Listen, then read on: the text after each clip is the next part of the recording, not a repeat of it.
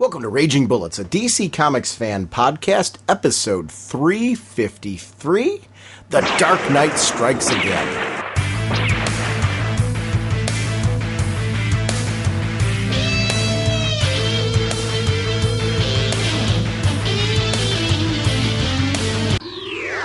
Welcome to Raging Bullets. I'm Sean Whalen, drnorge, and I'm joined as always by my amazing co-host, Jim, the sensei of the whatnot Segulin. Sean wants to chop off my head, so says the sensei of the whatnot and the Duke of You-Know.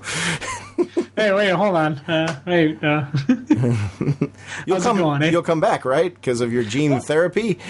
Yeah, my genes have been spliced. Yeah. It's on this episode, we're going to continue our cycle of taking a look at three of Frank Miller's stories. We did Year One, we did The Dark Knight Returns, and now finally Dark Knight Strikes Again. And I want to thank everyone for their patience. I actually this week accepted a new job at work, and it's thrown, actually it was last week, and it's kind of thrown me into a very hectic schedule that is finally kind of settling and getting back to normal. So our listeners are always so great and so patient, and please always keep in mind that I post information on RagingBullets.com on what's going on with the show to keep you guys all in the loop, because we really appreciate you joining us for the show. So always want you to know what's going on. So just want to give a shout out and thank you for that. We are proud members of the Comics Podcast Network and the League of Comic Book Podcasts. Sponsoring us this episode is, of course, DCBService.com and InStockTrades.com. Over at DCBService.com, this month they're doing that once again, that special that they do, where it's 50% off all new DC trades and hardcovers. If you're one of those collectors that are like, you know what, I love reading DC, but my budget's really tight, and some months, you know, I just need to grab a trade or two of what's going on. They do these specials, and it's great for pre-orders. It's a good opportunity to get things at half off, you know, which for me, when it comes to building up that stack of things, especially during summertime where I get a lot of extra reading in, this is essential. So I want to shout out DCBService.com. Remind you they are a Comixology and iVerse Media digital partner. What that means is if you link those accounts to your DCB Service account, 5% of each of those purchases goes towards your DCB Service order. It's a great way to help out our show sponsor. It doesn't cost you anything more. And I don't know, I just think that's really, really incredible, so I wanted to shout that out. Over at our sponsors, InStockTrades.com, friend of the show, Art Lion, Gene Ha, they were a part of Alan Moore's Absolute Top 10 hardcover. This is gorgeous. It collects issues 1 through 10 of Top 10, Smacks 1 through 5, a story from the America's Best Comics special, and the graphic novel Top 10, The 49ers. This is a 592-page Absolute Edition. If you have never experienced the combined artwork of Art Lion and Gene Ha, this stuff is just plain gorgeous. In an Absolute Edition, this is the only way to read this. It's a $99 book, 45% off, only $54.99. I cannot recommend this highly enough.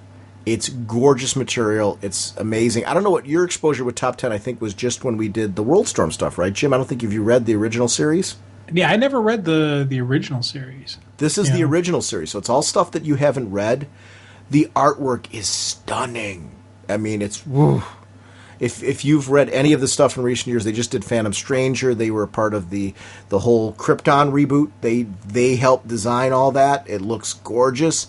Their artwork is just throughout the years we've been lucky enough to develop a friendship with Art Lion, and of course Gene Ha's been on the show because of it. I am a geeky huge fan of their artwork, way before I knew who they were personally, and I can't recommend this enough. It really is my highest possible recommendation, and it's Alan Moore, Watchmen. Yeah. I mean, come on, really?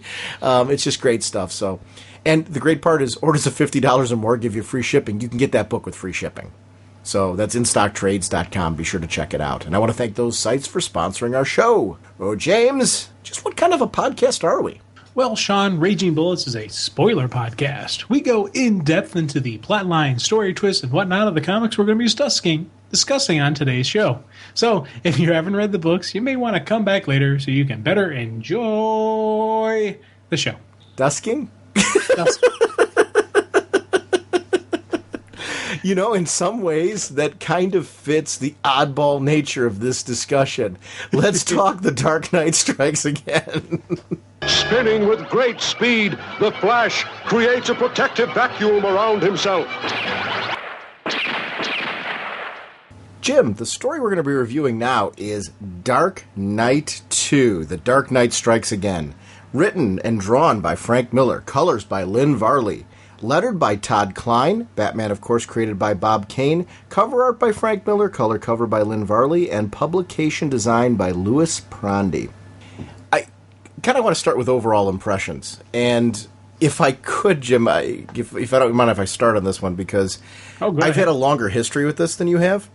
This is one of those weird stories where, like, I read it when it came out, and I didn't much care for it. I didn't hate it, but I wasn't, like, you know, for a Batman story, for me to just kind of read it and just kind of go, oh, all right, and just kind of walk away. That was my experience. When we read and did and chatted about All-Star Batman and Robin ages ago on the show, I had not read this around that time at all. So I didn't make any connections between this and, like, All-Star Batman and Robin or anything like that. It was funny, in doing this read-through this time around, I so totally saw the same Batman that I was seeing in All-Star Batman and Robin, which led to some of my conundrum.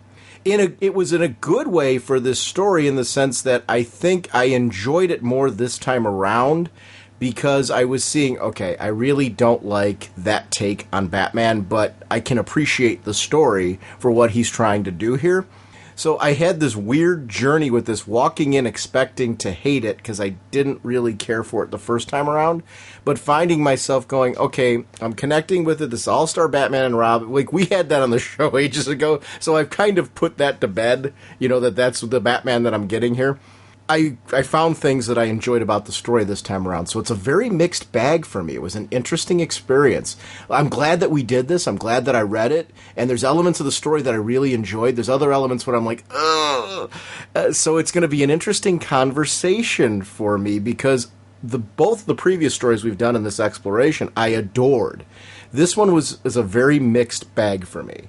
What's your experience, though? Because you were on the ground floor of this with this, so I don't know if you walked in with the same baggage I did, or ended off with the same baggage I did, or if you wound up someplace else. Where were you at? My journey with this story has been great and wide and crazy. It was Mr. Toad's Wild Ride.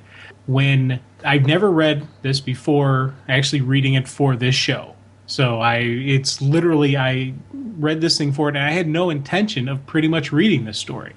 Reason being, now, every time I talked to somebody about this story or talked about The Dark Knight, I was always in the place where I was like, it wasn't that, you know, exciting, wasn't that like, oh my God, it's the greatest story. So I'm talking to people who think it's the greatest story ever, and then I ask them, hey, what about the sequel? Oh my God, it was terrible.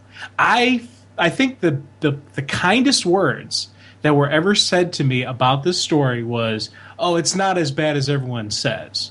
Mm-hmm. I never had anyone tell me, oh, you should read it. You should give it a try. You should give it a read through. And I don't even think we talked about it at all even. But just everybody I spoke to spoke with such venom and hatred for the story. I had absolutely no desire to read this. And part of me was thinking maybe it would make probably for an interesting show, but I really had no just passion. Oh, I got to read this. I never even thought about picking it up until we actually did this story. And it was funny because my first read through, I started reading and I got through issue 1 and I put down the book and I said, I'm going to hurt some people. How the heck can they say this is terrible? I absolutely loved issue 1. I was like, this is a great story. Now, I immediately said, okay, this is not Dark Knight. This is not a Batman story. This is the Return of the Justice League. And that's how I was approaching it. And then when I got through issue 2, I was like, okay, I can understand some people's hatred. I can see the thing. And then I got through issue 3. I was like, okay, I now understand why everyone really hated this story. Now, I didn't hate it. I've never hated this story. Yeah.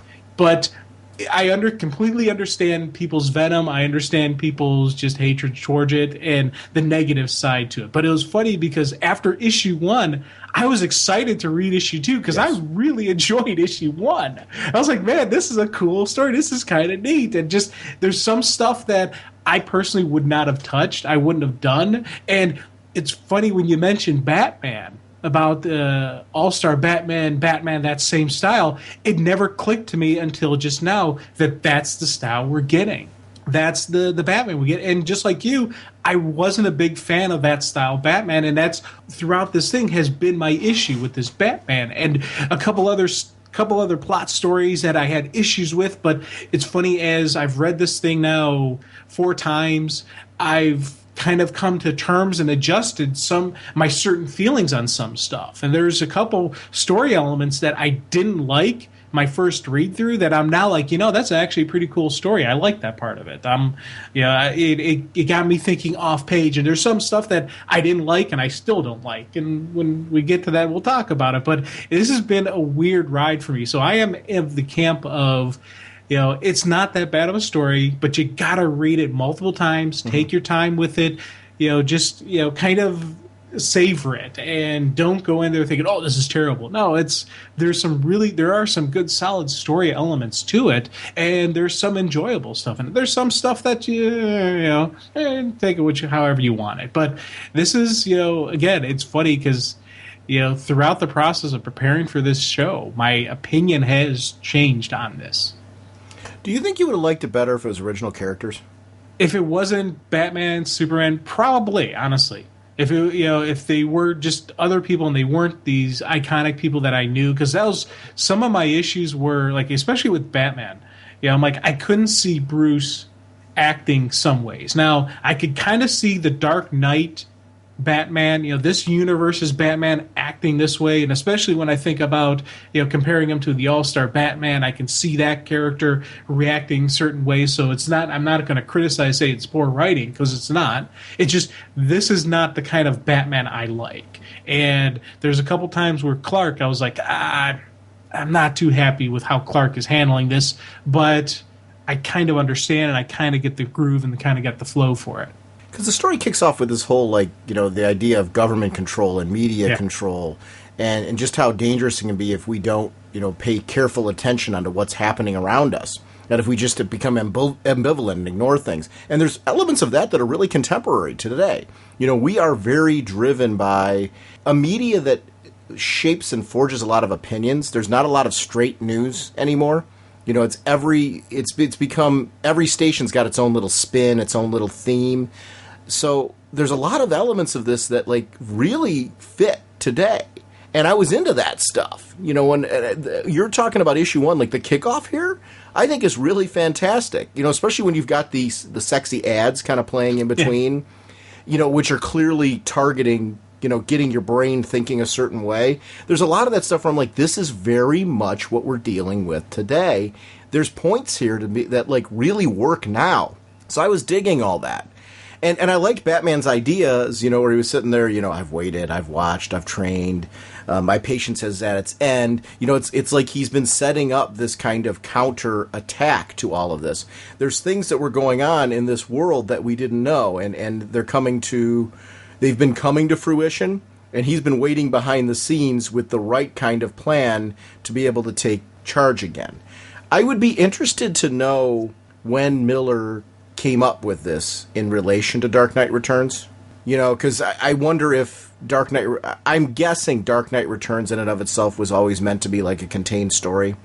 And when he started thinking about coming back to this world, I would love to know the genesis of how he came up with the idea of building off of some of the themes that were in Dark Knight Returns for this, because it does in the beginning initially feel like Dark Knight Returns was meant to lead into this, even though I'm pretty convinced it wasn't. Oh God, yeah. And I tell you, that's some of the stuff that I really liked about this, because you think about just how political Dark Knight Returns got, and how just because when we were talking about how this had it still could take place. It's still held up to today's society, everything that we're dealing with. And again, he's right in the forefront of just kind of ahead of his time in his writing, where he's taking just this concept of the government just suspending the Bill of Rights, and it wasn't just about they're taking away our rights. No, this is legitimate and honest grievances that they have about what the government's doing and how it's establishing martial law and everything that it's all the fears of the conspiracy theorists, all the fears of the people who are anti-big government. Mm-hmm. They're showing these right here. It's occurring, and here's how it happened. And it happened very subtly, very slowly. We slowly gave up our rights. We had nobody to stand for the people to say, no, this is wrong. We no longer have our heroes. Where are our heroes? And I love seeing Olson be the forefront of this, basically the last bastion of free news, trying to say, listen, the president isn't real. He's a hologram. They've suspended the Bill of Rights. They've taken away everything that is the basis of our society, and we're letting it happen. We have to fight this. And no one's listening, because you got the sexy woman advertising stock portfolio, and you've got the super the super girls that are all the super group, the music group that's ooh, look at that looks nice, and just all the eye candy and all the distractions and everything that's got people attention elsewhere. And I thought that was a great usage of the just how it would actually occur, and how some people are saying it's occurring right now. This is a really contemporary story that was written in the past, and that's something that I really appreciated and really enjoyed right from the start, right from the get-go. The idea of the government using fear, we're here to protect you, and it being illegal to be a villainous criminal hero running, vigilante, running around wearing capes and tights and all that kind of stuff, and how that's illegal, that idea of promoting that concept, that led to more control. The idea that they aren't here for you anymore, you need us, we will tell you what we need to do to protect you. Using the idea of missiles and weaponry and all that stuff, it shows how if there aren't the right checks and balances in government, very simply the government could easily take over and run things. I actually liked, with you, the first issue. I'm sitting here, I'm what was it I didn't like about this?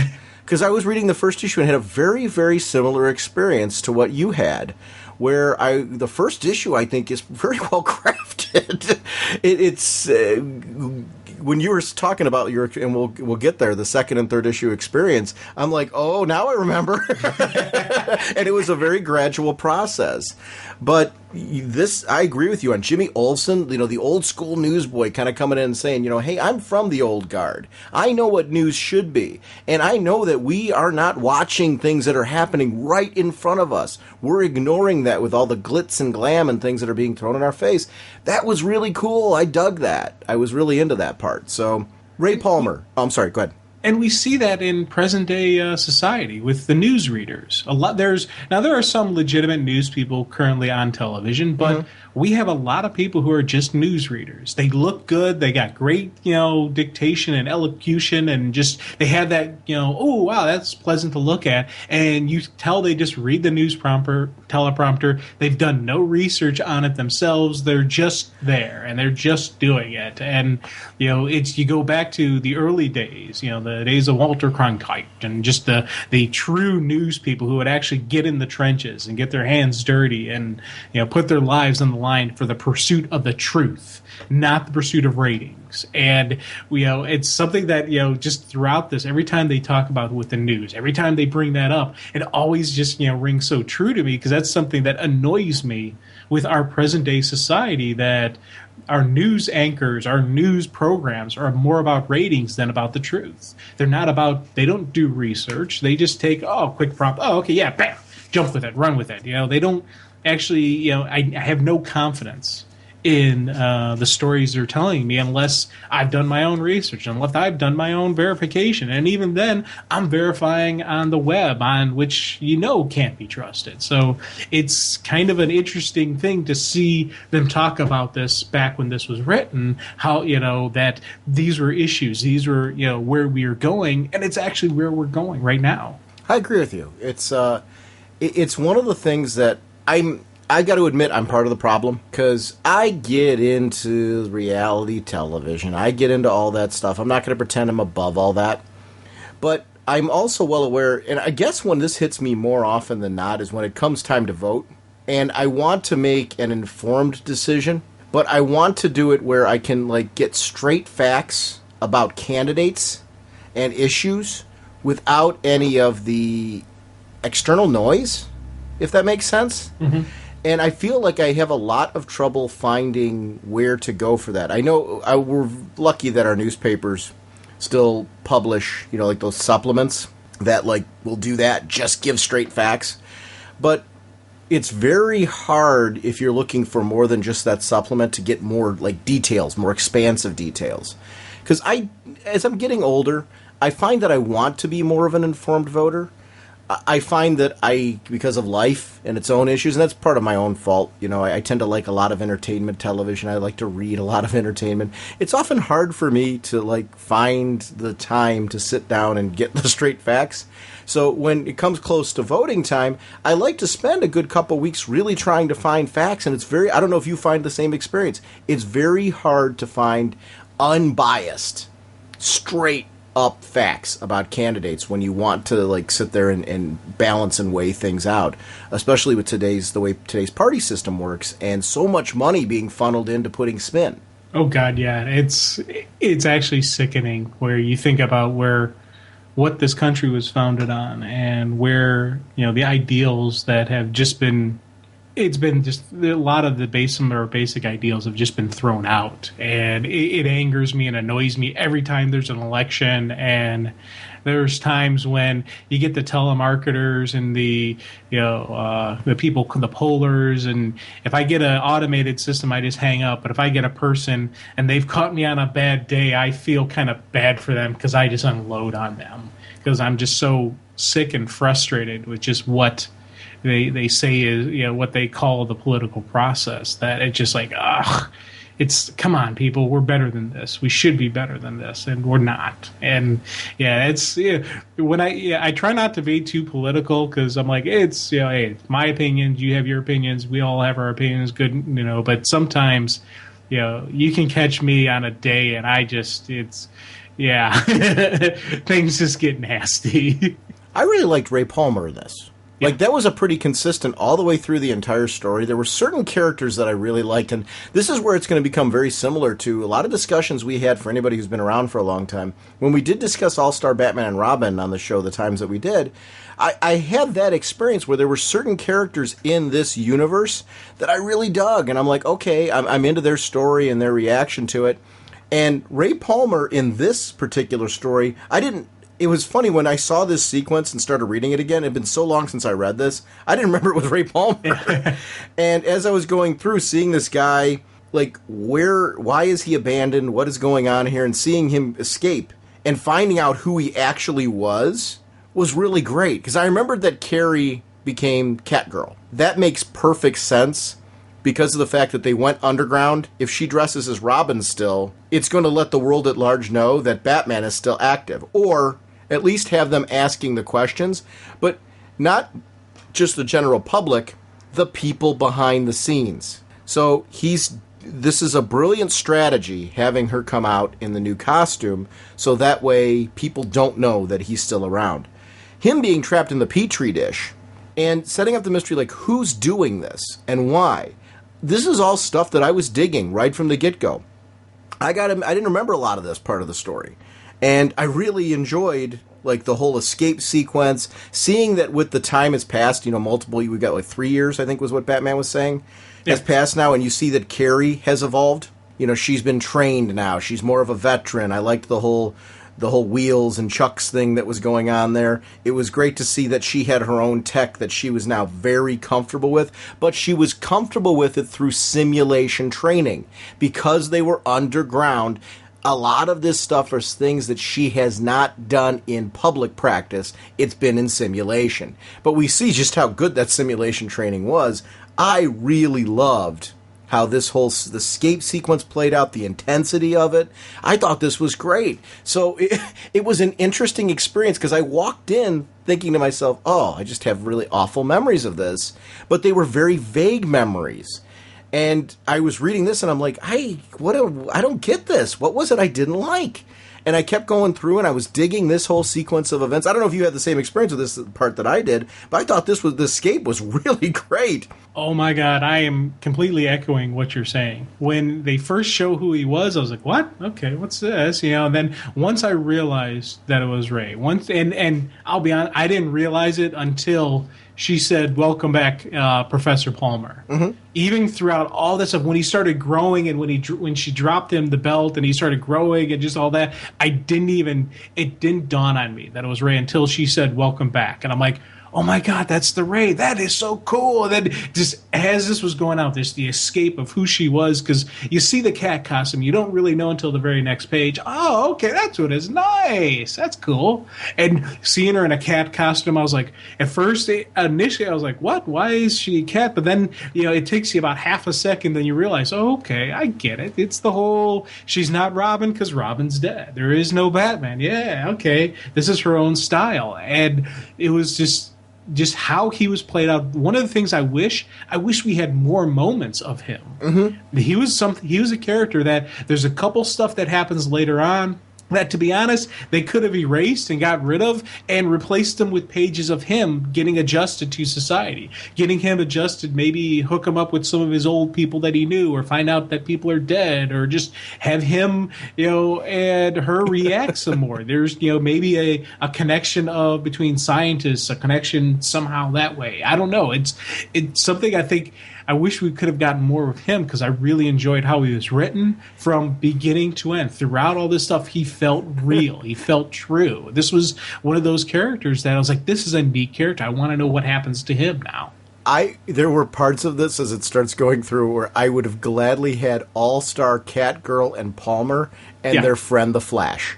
Yeah, oh, big time. Because I was really digging the appearances of these characters in this and how they were being handled. So I was latching onto them at certain sequences where I'm like, oh, but look, there's Barry.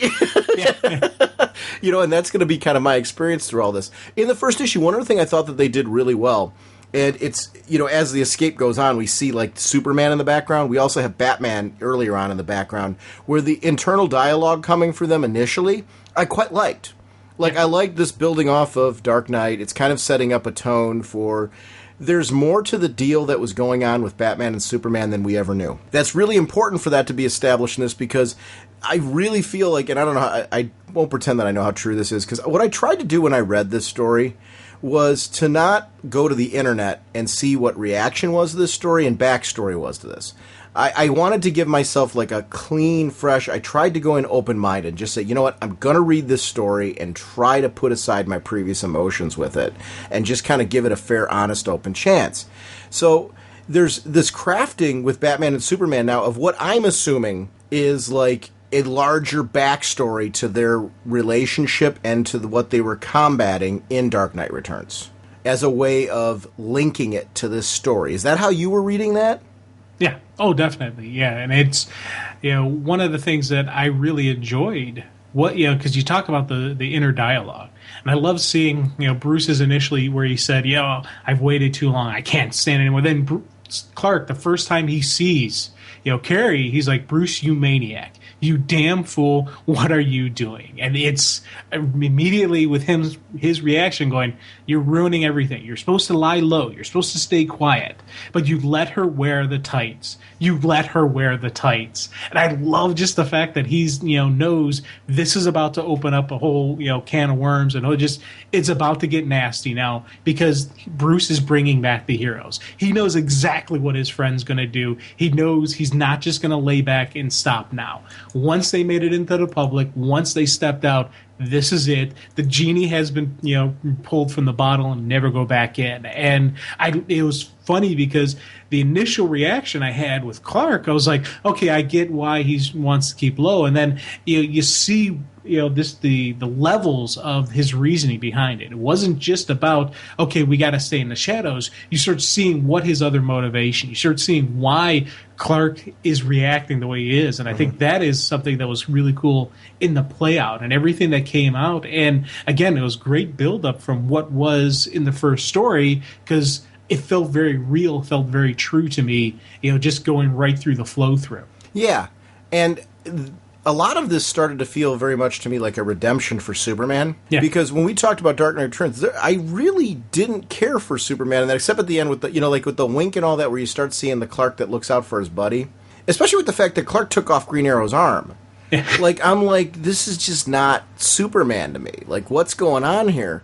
I like that this story starts to develop the behind the scenes, that there was something driving Superman, that there was something being held over him, and you start to see more that there was a reason behind that.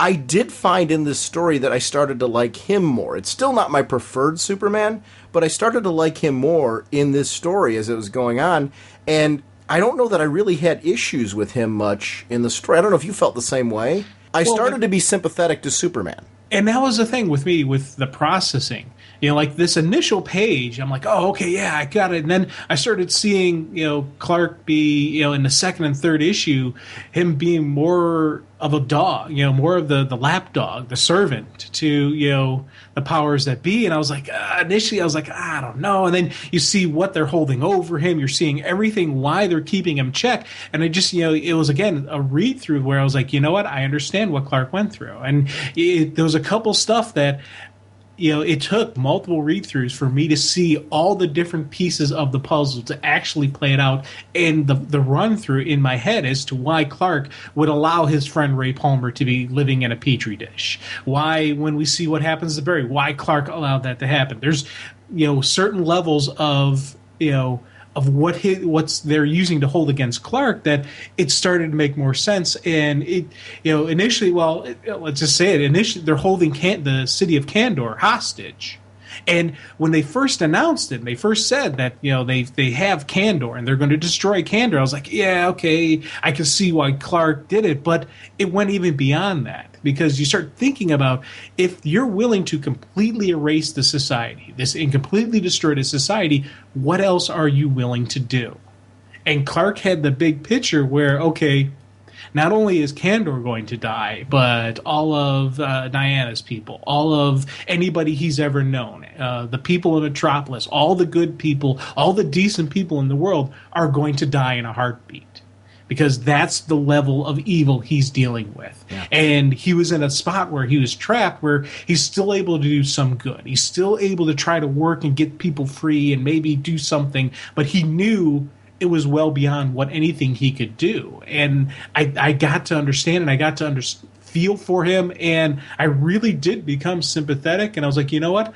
I can see Clark having these issues. I can see Clark running into this because he wants to save everybody. And he couldn't just say, okay, yeah, these people are going to die, these people are going to die, let's move on. And it's one of his greatest strengths, but it's also one of the greatest weaknesses of Superman, in that he does want to save everybody. And in that process, sometimes you do have to have collateral damage. Sometimes innocent people have to die. And I think the Bruce of this world can accept that. Bruce of this world looks at it as a war. And in war, there are people who are going to die. You're not going to be able to save everybody. Whereas Clark is the guy who saves everybody. And I think that is the process, that Clark has to go through. And we see him go through that process. And by the end of the story, Clark's like, okay, I get it now. I understand what has to be done. I like the interaction between Ray Palmer and Carrie again when she goes in to first have a conversation with him. Yeah. And she's talking about how I've always looked at the Robin character, as I've mentioned many times on the show, as the purpose of it is that's kind of your gateway in. You kind of feel like you could be Robin, or you hope you feel like you could be Robin. And I think Carrie's reaction to him is great. Talking about how she admires him as a scientist and a champion of justice. And I could see thinking that this guy's super cool, and her just being in awe of him, but then also recognizing how tall he is. And, it's kind of like she feels more of a connectivity to him when, she's been with Batman, who's almost larger than life. To have that kind of interaction with him, just to me kind of felt like, wow, Ray Palmer is just a different sort of dude than Batman is. And even the fact that she's joking around with him about the Bat Boys, and I just really loved the exchange between the two of them there. And it was a relationship. I really, with you, there were parts of this where I'm like, why can't we follow more of these two? Because this relationship is really working for me. It's something that's interesting that I want to see more of. Like, this could be a great team up. They're almost my heroes of the story that I want to keep following. Yes. Oh, God, yeah. And it's, again, their inner dialogue, their just banter back and forth had that almost immediate comfort level. And it was, she felt right into place. And he was like, okay, yeah, I can see this. I love the fact that he's like, are you ready for action? I'm not, I've had a shower, shaved, and I'm not living in a petri dish. Oh, yeah, I'm ready for action. He wants some payback, especially because off camera, Bruce told them what's going on in the world. Bruce told them where their friend is. Bruce, filled them in on this is the society we are dealing with now. And I love the hero says, okay, let's go. It's go time. But there's still just those little funny moments where he's like, you know what? Yeah, we can go, but I get to pick my own hiding place this time. And I laughed out loud at that because last time she kind of swallowed him and then threw him up. So, yeah, I'd want my own hiding spot as well. Especially with his history. I thought he was really, really well handled. News in the nude. When that whole bit comes up with the news in the nude, did you feel like that was like a way for like underground media to react to the no costumes bit, the no tights bit? Like it was their own way of rebelling against what is enforced proper society? Because I liked that. I liked the whole like idea that we're starting to see a newscast that's questioning things, putting a little spin on it, talking about, the blink and you'll miss it.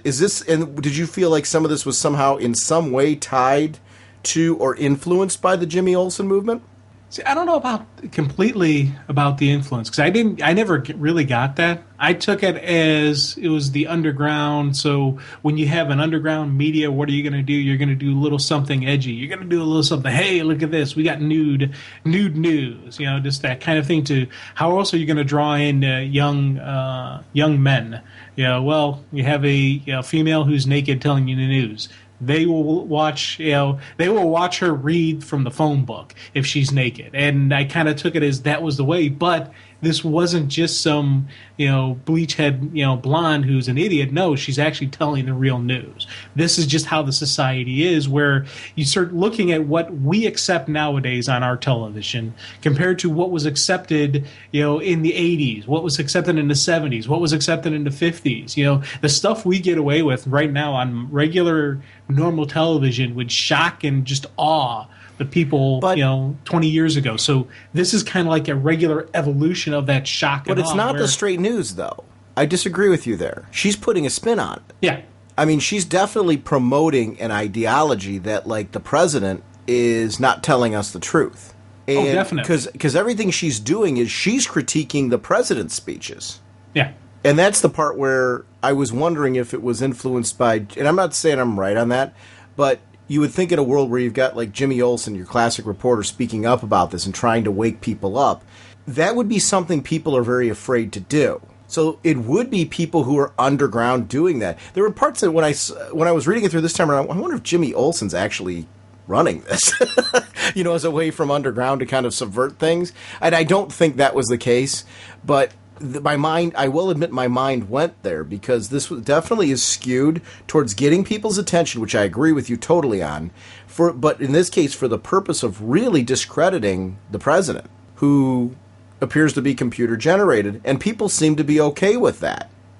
Well, and I agree with you that she's definitely isn't just regular news. She is the underground, part of the underground movement. Mm-hmm. And it never dawned on me that Olsen could be part of it, but he definitely could be. I always took it as she was an outside party. She mm-hmm. was an independent, media. She's not the regular, ABC News. She is an underground movement. And that was the whole thing with the nude. But it could, again, be against a political statement about no tights. It could be a lot of different things that, as you're talking, I'm like, yeah, that does make sense. And there is, when I start thinking about Olsen, I chuckle at how many times I've said I want to see Olsen die and I want to see all this nasty stuff happen to him. But seeing this adult version of Jimmy Olsen, this is the cool guy that I'm like, this is the guy I want in the comics. This is the person that you can see, and I love the fact that he's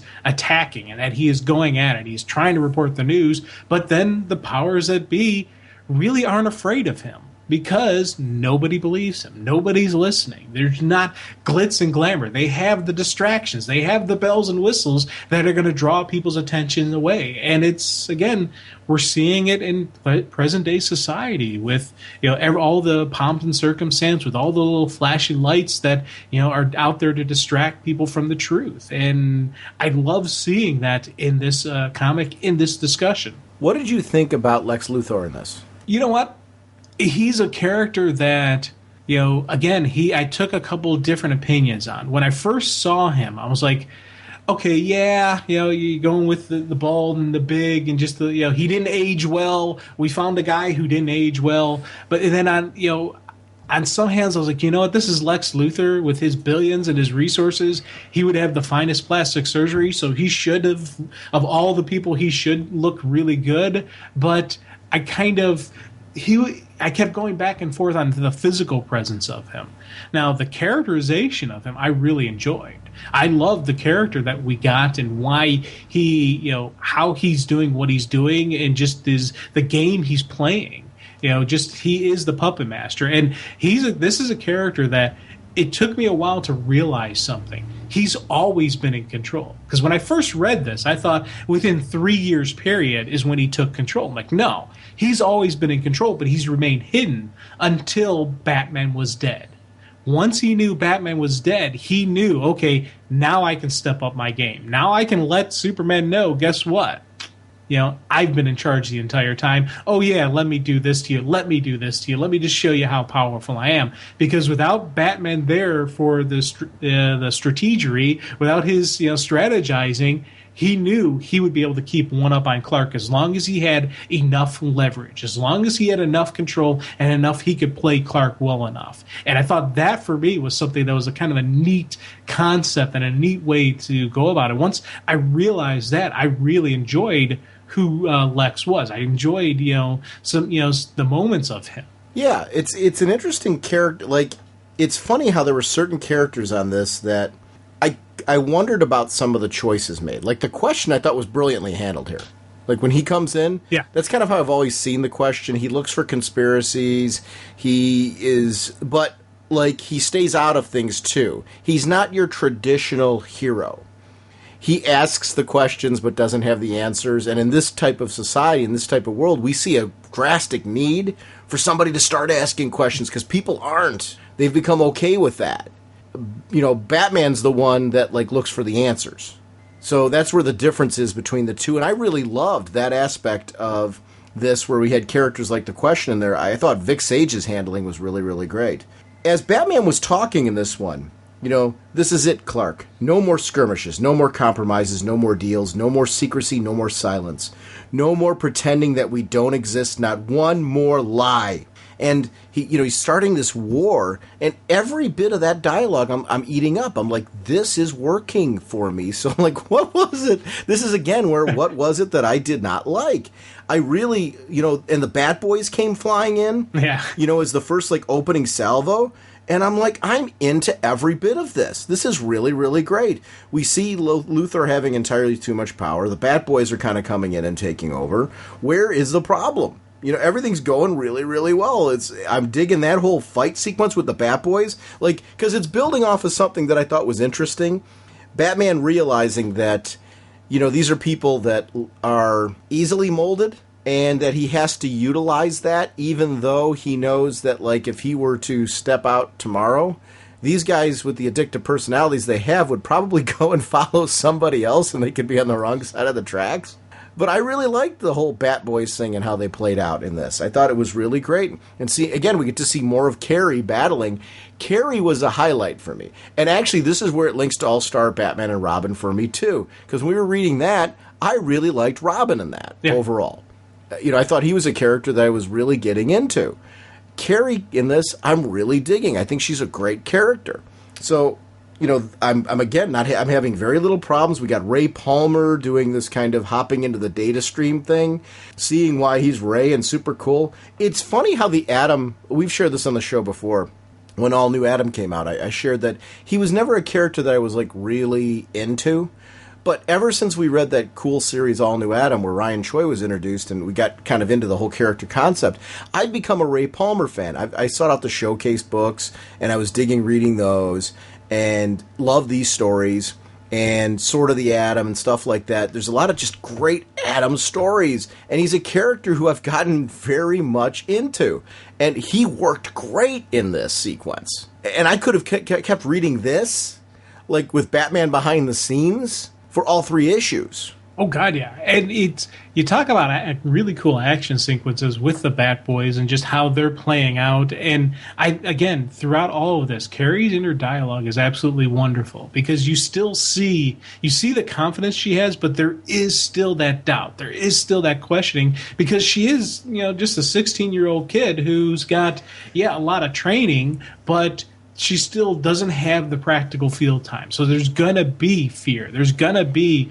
regrets and mistakes. And you see the Bat Boys kill on the one time. You're like, no, don't do that. And there's going to be the missteps and the misfirings. And I love just the human side of that. The fact that we would have these moments. But the Ray throughout all of this, Ray was just wonderful. And I just, you see him go to work. You see him do it, and it just, as things play out, like, okay, who is he freeing? What's going to happen? Because I was initially thinking, okay, they're just destroying some information. I never once thought that they were going to free somebody, that the process of this was to free somebody. I was thinking this was going to be an attack on the information, attack on Luthor's just, everything he's got, part of his empire, and just how it all played out and why they're doing what they're doing. Absolutely, I loved it. And that was something I was like, yes, this is the Justice League is returning. And I was cheering and hooping and hollering as it came out. And we see that opening salvo, that final explosion, and we get to see Barry.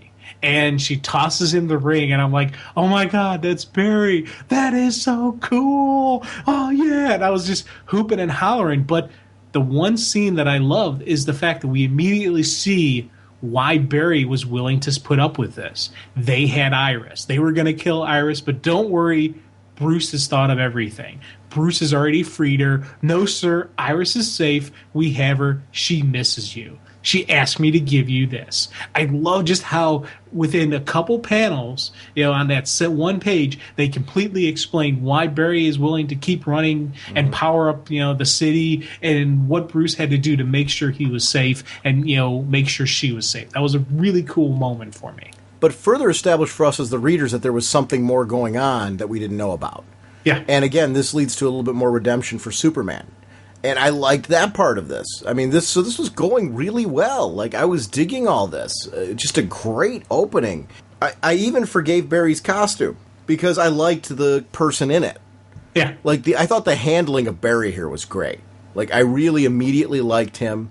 His use in this where there's humor segments with him, but it never goes too far. He makes me laugh and makes me smile, but feels confident and competent at the same time, if that makes sense. Yeah. And that's a tricky balance with the Flash character. I'm all for smiles and laughs and things like that. In this story especially, you kind of need it because there's some real dark stuff. Barry, for me, was just an absolute highlight. I would read a team book with Barry, Catgirl, and this Ray Palmer in an instant. Oh, God, yeah. In a heartbeat. And it's funny, when I first saw the costume, I did react to it. I kind of wished the initial costume would have been the traditional red. Yes. And the reason I wanted that is because that's the ring they got from Iris. Or that's what they told her. This is from Iris. She wouldn't have a new costume. Only Barry would be able to modify it. Only Barry would know the mechanics behind what makes the clothes expand, what the crazy science behind the Flash costume. Only Barry would know that. So I wish they would have had a traditional costume and then later have Barry modify the costume to fit modern society and just gone that route with it. But to be honest with you, I didn't have an issue with his new costume. I didn't really have a problem with it for the exact reasons you were saying. It was the man inside the costume that felt like Barry. That felt true and that felt real. I was like, okay, I'm cool with this. And again, this the super speeds, the Ray, dancing on the phone lines and just, using that, his own ride. I thought that was some cool, just classic traditional superhero Flash and Atom moments that, I was glad to see it. And I was so glad to see Carrie have this is so cool reaction, because as I'm reading it, I'm having the same type of reaction to it. It's funny, adding weight to what you were saying earlier, when Barry costume first expands, Carrie's inner dialogue of, his costume expands on contact with air. Don't ask me how, ask him. Well, then how did the costume get redesigned? Yeah. That I was like, huh? And I'm with you. It's kind of a geeky thing to dismiss, because it just really, I'm as I said, it so totally just didn't bother me because I really liked the characterization of Barry. But it's kind of like a geeky little conundrum on how that worked out. But again, we go back to the dialogue with Batman. And here was the part, like, for me, the more Batman talked, the more worried I got. Because I started seeing it's funny to say this, because I like the strategist Batman. I do like the Batman that kind of is standoffish at times. But this guy is cocky. Like, it starts to become more and more apparent in this issue, but it didn't, like, I'm with you, this issue worked for me. It like the trade-offs between Batman and Superman, for some reason I didn't have the issues with it I thought I was going to. Because it's more focused on Superman. I thought that was really a key on this one, was for me to see like that Superman's got a real internal motivation for his adversarial relationship with Batman. I may have to kill you this time, I swear I could, because I love two peoples. Both live on the Razor's Edge. You put them all in peril, which means, and especially you're right on a read-through, realizing that means Metropolis and Kandor. Yeah. And they're both on edge, and Batman's bringing the fight has put them in danger. It was funny to see how there's a lot of faith that needs to be reached in this for these two to finally come face to face and eventually, and I do like that part. The only way this can possibly work out is for these two eventually coming together and trusting each other again like they used to. I like that idea in the story. But the build to that is, this part was a really nice build to all that. Wonder Woman making an appearance in here worked out for me. I would love to know, because this obviously, the idea of this, that he wound up with Diana, and Lois was still alive, right? Yeah, that was the thing I was trying to figure out. Did Lois die, or was she still around? Because in the end, we see Lois is dead. But at the time, I thought she was still kicking. And there was the Lana Harper Lane. That was the news correspondent. So I was like, is that Lois Lane's kid? So who's Lois with? Harper? Is that Roy Harper? That immediately got me thinking those type of, stories, and just wondering where she was and what's going on with that. But again, seeing these two together, I would only think these two would be together if she was already dead. But that wouldn't make sense for Luthor. Luthor can't kill her off because he needs to have her around as the puppet to control his little puppet. This is, you do anything, I'm going to kill her. I'm going to destroy this city. I'm going to destroy everything you love if you don't follow my orders exactly to the letter. Yeah, that's where the story becomes real interesting for me, trying to figure out who these people are. And there's a lot of things that were put into this that were a nice little nod to like past history. Yeah. So I don't know. It was that part was, and like, was it?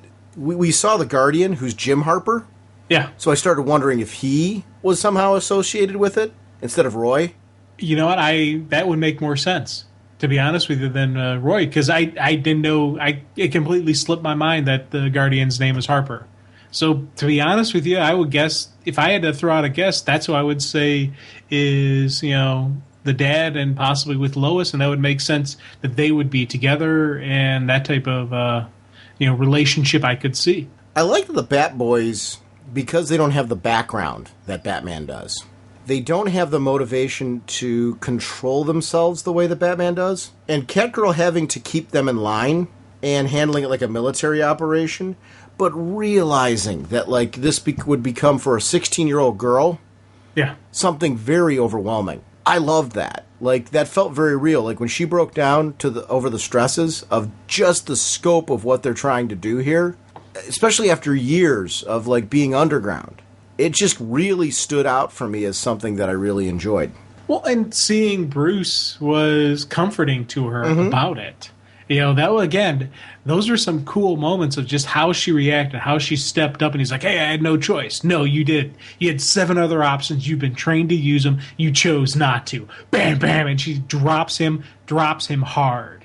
And then, you know, when no one's around, she's able to let herself feel it. She's able to actually shed a tear, and Bruce is there to comfort her. I thought that was some really cool just moments for her, for him, but it you know, I think part of the passion and power behind it was the fact that we still haven't really seen Bruce. We've only seen shadowy images. We've seen a hand. We've seen just, you know, he's there, but we don't know how he is, what kind of, you know, conditions he's at. And that was something that kind of, throughout all this, I was like, that, you know, kind of build the anticipation until Bruce made his appearance. What did you think about Hal Jordan withdrawing from the world? Like, it was funny how I didn't have, like, an issue with that, because we've known that this world's been established as just, like, there comes a point where, especially if you're a hero who's so in the public eye like Green Lantern, where if the whole world has really turned on you, at what point in time do you say, you know what,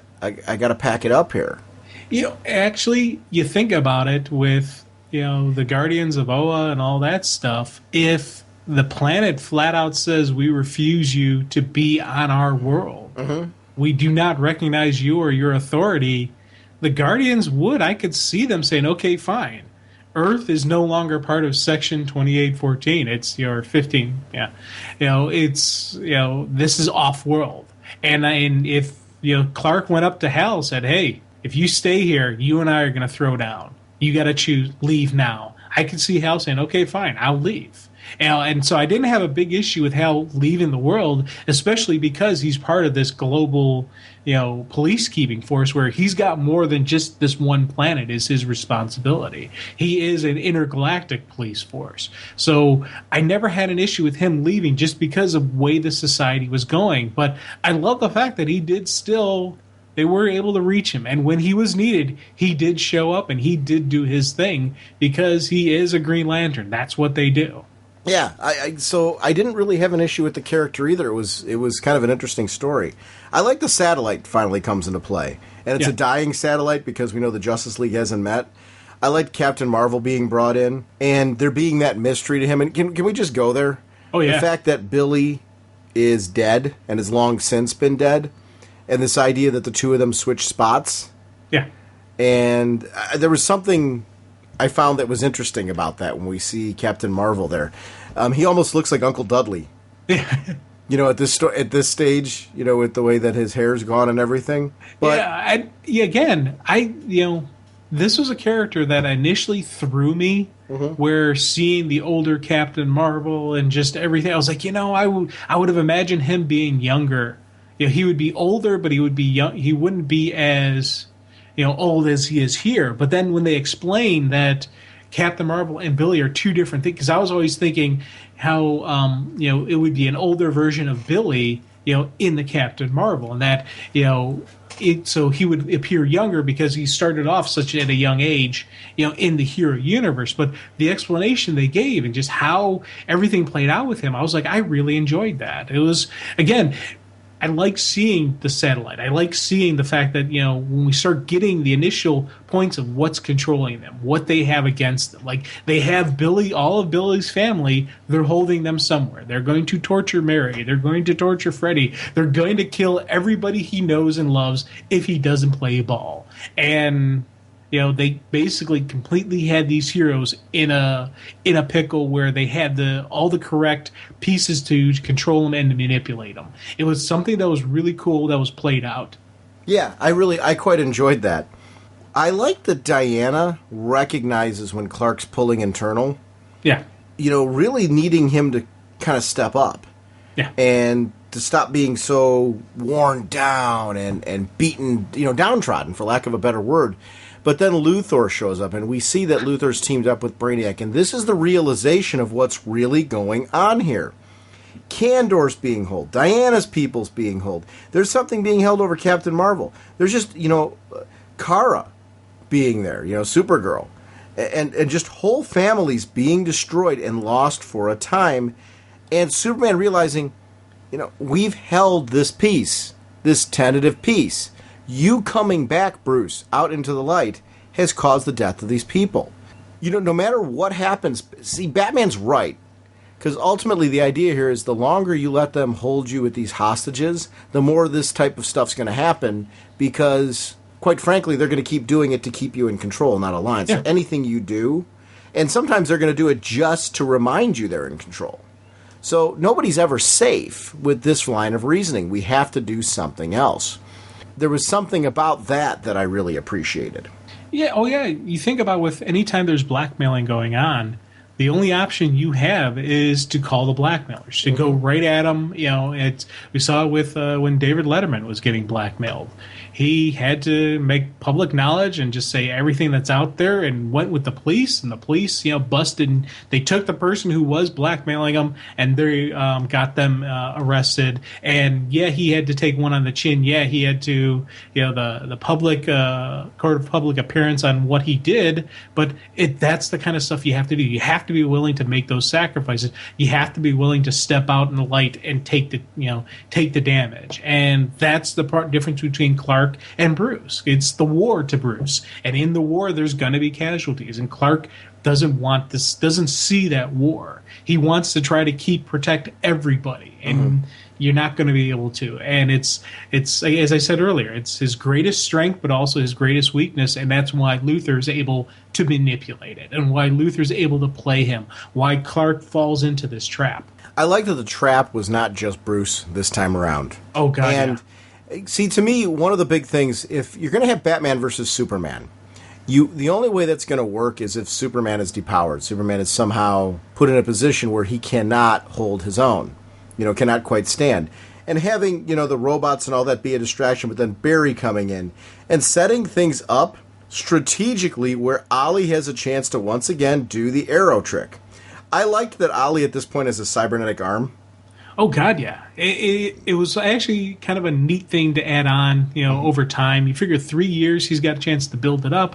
But also, once Ray got there, I'm willing to bet maybe Ray tweaked a little bit. And, there's, Bruce in himself is a scientist. But, again, this was another beautiful Bruce trap where multiple layers, multiple pieces hitting him. And, again, it felt realistic that this is the kind of stuff you would need to do to Clark to put him down, to hurt him, to make him feel it.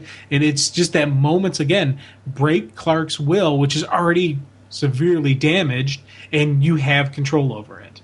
I like the whole, Clark's just there to talk. Bruce is like, I'm done talking. Yeah. Get out of my cave. Just the way that all played out, it was a really good first issue, which led me back to a lot of what we're talking about, like, where is my problem? And we'll talk about that as we get into the second issue. There it is, going into that tunnel. So, Jim, we get into the second issue of this book. And again, it was funny how I'm with you. The second experience through this, I was really getting into this story. I like the whole play on the media because it's a very contemporary topic. It matches a lot of my opinions nowadays where I feel like it's becoming harder and harder to form your own opinions because the media, and kind of pushes its own opinion on you so much now that I think it's hard to be objective. And I get into all of that stuff. Who doesn't like the flash and seeing your different like outrageous shows that will go extreme on opinions from one path to the other, but it is very hard to cut through that and just get to the straight facts. The Daily Planet magazine, even the Daily Planet's been affected by this. Superhero, chic, how far will that go? And you start seeing this Black Canary, and these are the girls that you were talking about earlier that are popping in. We start to see more and more characters pop up, though, that are really mirror images of a lot of the celebrities that, throughout the years, have been in your face, and kind of with their own television shows and things. I do like how the girls are saying, we're not hurting anybody. We're just here making statements and things. We're not really, and they really haven't. They're just a band, like, doing kind of their own thing, their concert and stuff. And obviously, in this society, this would be a good way to get noticed. I mean, their notoriety and publicity they're getting from all this is great. But because they're wearing tights. The tights have been banned. They're not really superheroes, right? They're the Spice Girls. Right. They're completely, and I was calling them Super Spice, throughout as I was reading this, just because I thought it was kind of a neat, again, this is just a female performance group, and their gimmick is the fact they're dressing with a superhero type theme to it. And you look at just throughout history, all the musicians that have done something where free controversy is free publicity. They've got the sex appeal going, which is always a good thing to have whenever you have the rock and roll and the music, and you always want to have a little eye candy that makes people go, ooh, look at that. And but they also have a little bit of controversy, which gives them free publicity, free press, and it's a really just a cool time for them to step up and make their appearance. And it was something that my first read through, I kind of read over it, didn't really get too much into it, but then as second and third read-throughs you start going through, and again, it is a statement on where society is, where this society is, why people are going this. The president's trying to hammer down, trying to do some control, and what's he doing? He's going to use these young ladies as the example, as the flexing his muscles, showing, yes, I am still in control. And what's he going to do? He's going to make everyone feel, hey, guess what? These are the reasons why society is wrong. This is what's going on with society. Ignore the fact that we're suspending your civil liberties. Ignore the fact that we've thrown the Constitution out the window. These three young ladies are who we have to blame. And I loved, again, it was a great usage of how how the politics would try to control people's thoughts. How they would try to manipulate society and do what they want, have us do what they want them to do. As the story continues, and actually the one guy, is that supposed to be Stephanopoulos? I took it as yes. Okay, and then was Chris Matthews? Is that who the other guy is? Yeah. I was trying to place some of these characters, and they clearly are supposed to be like some of the characters from that end. Here's the action sequences where we first start seeing the Bat Boys and then that Batmobile come out and Batman and Catgirl pop out. I thought that stuff was really, really great. Except when Batman starts talking.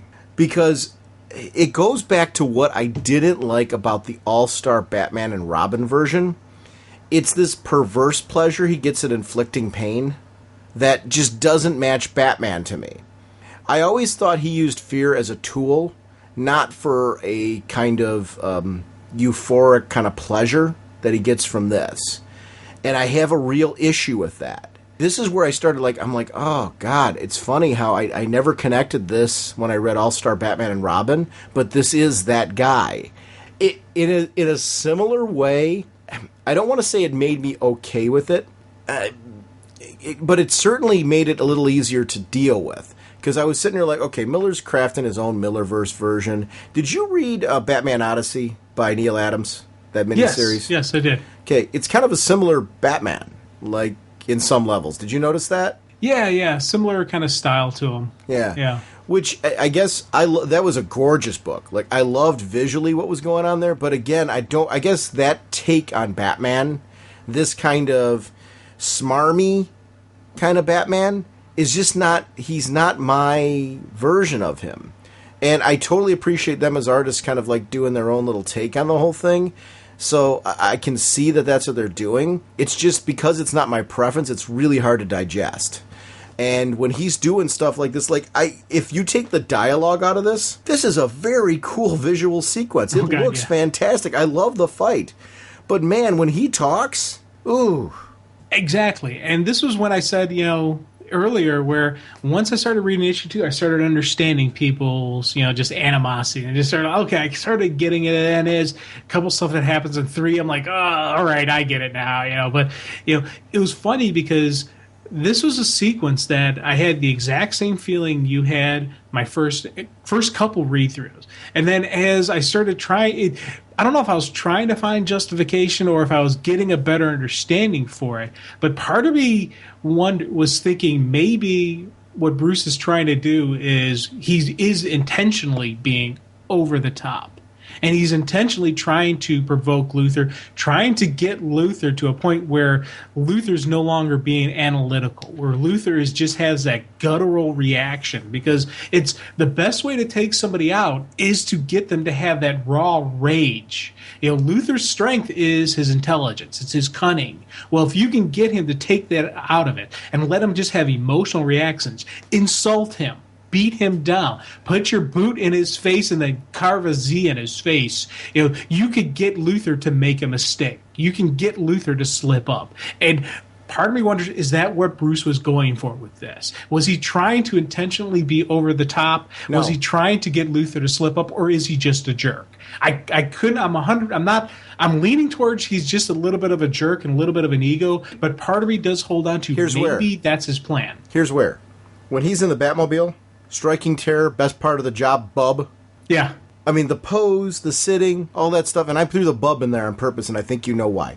Yes, yeah, I get you. He visually looks like he should have a stogie in his mouth and a very different costume on, and I probably would have no issue with it.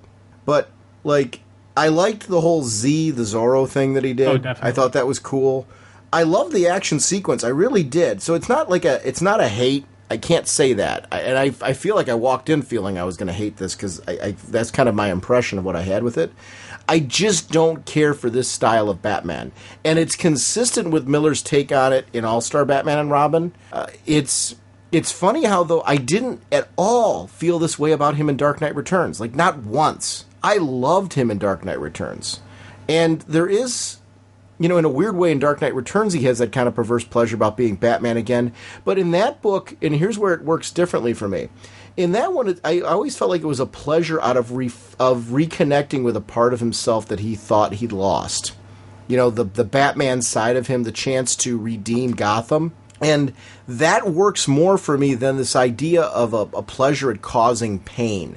And that's the part where it really bothers me, because this Batman, when he says stuff like that... striking terror, best part of the job. That, where is the distinction, the line between him and the villains? Yeah, that is, and to be honest, I completely see what you're saying, and I agree with you.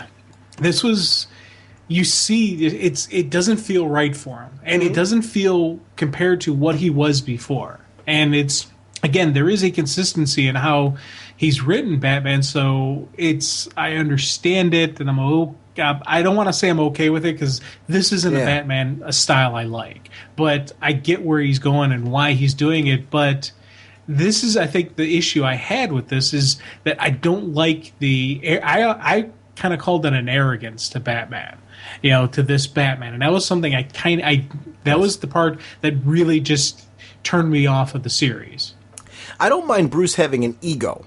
But there's a difference between having you're a strategist and you have an ego, and you tend to be, like in the current Justice League, for example, when Jeff Johns writes him. There's a little element of that, but it's not cocky. There's a difference. Here it's cocky.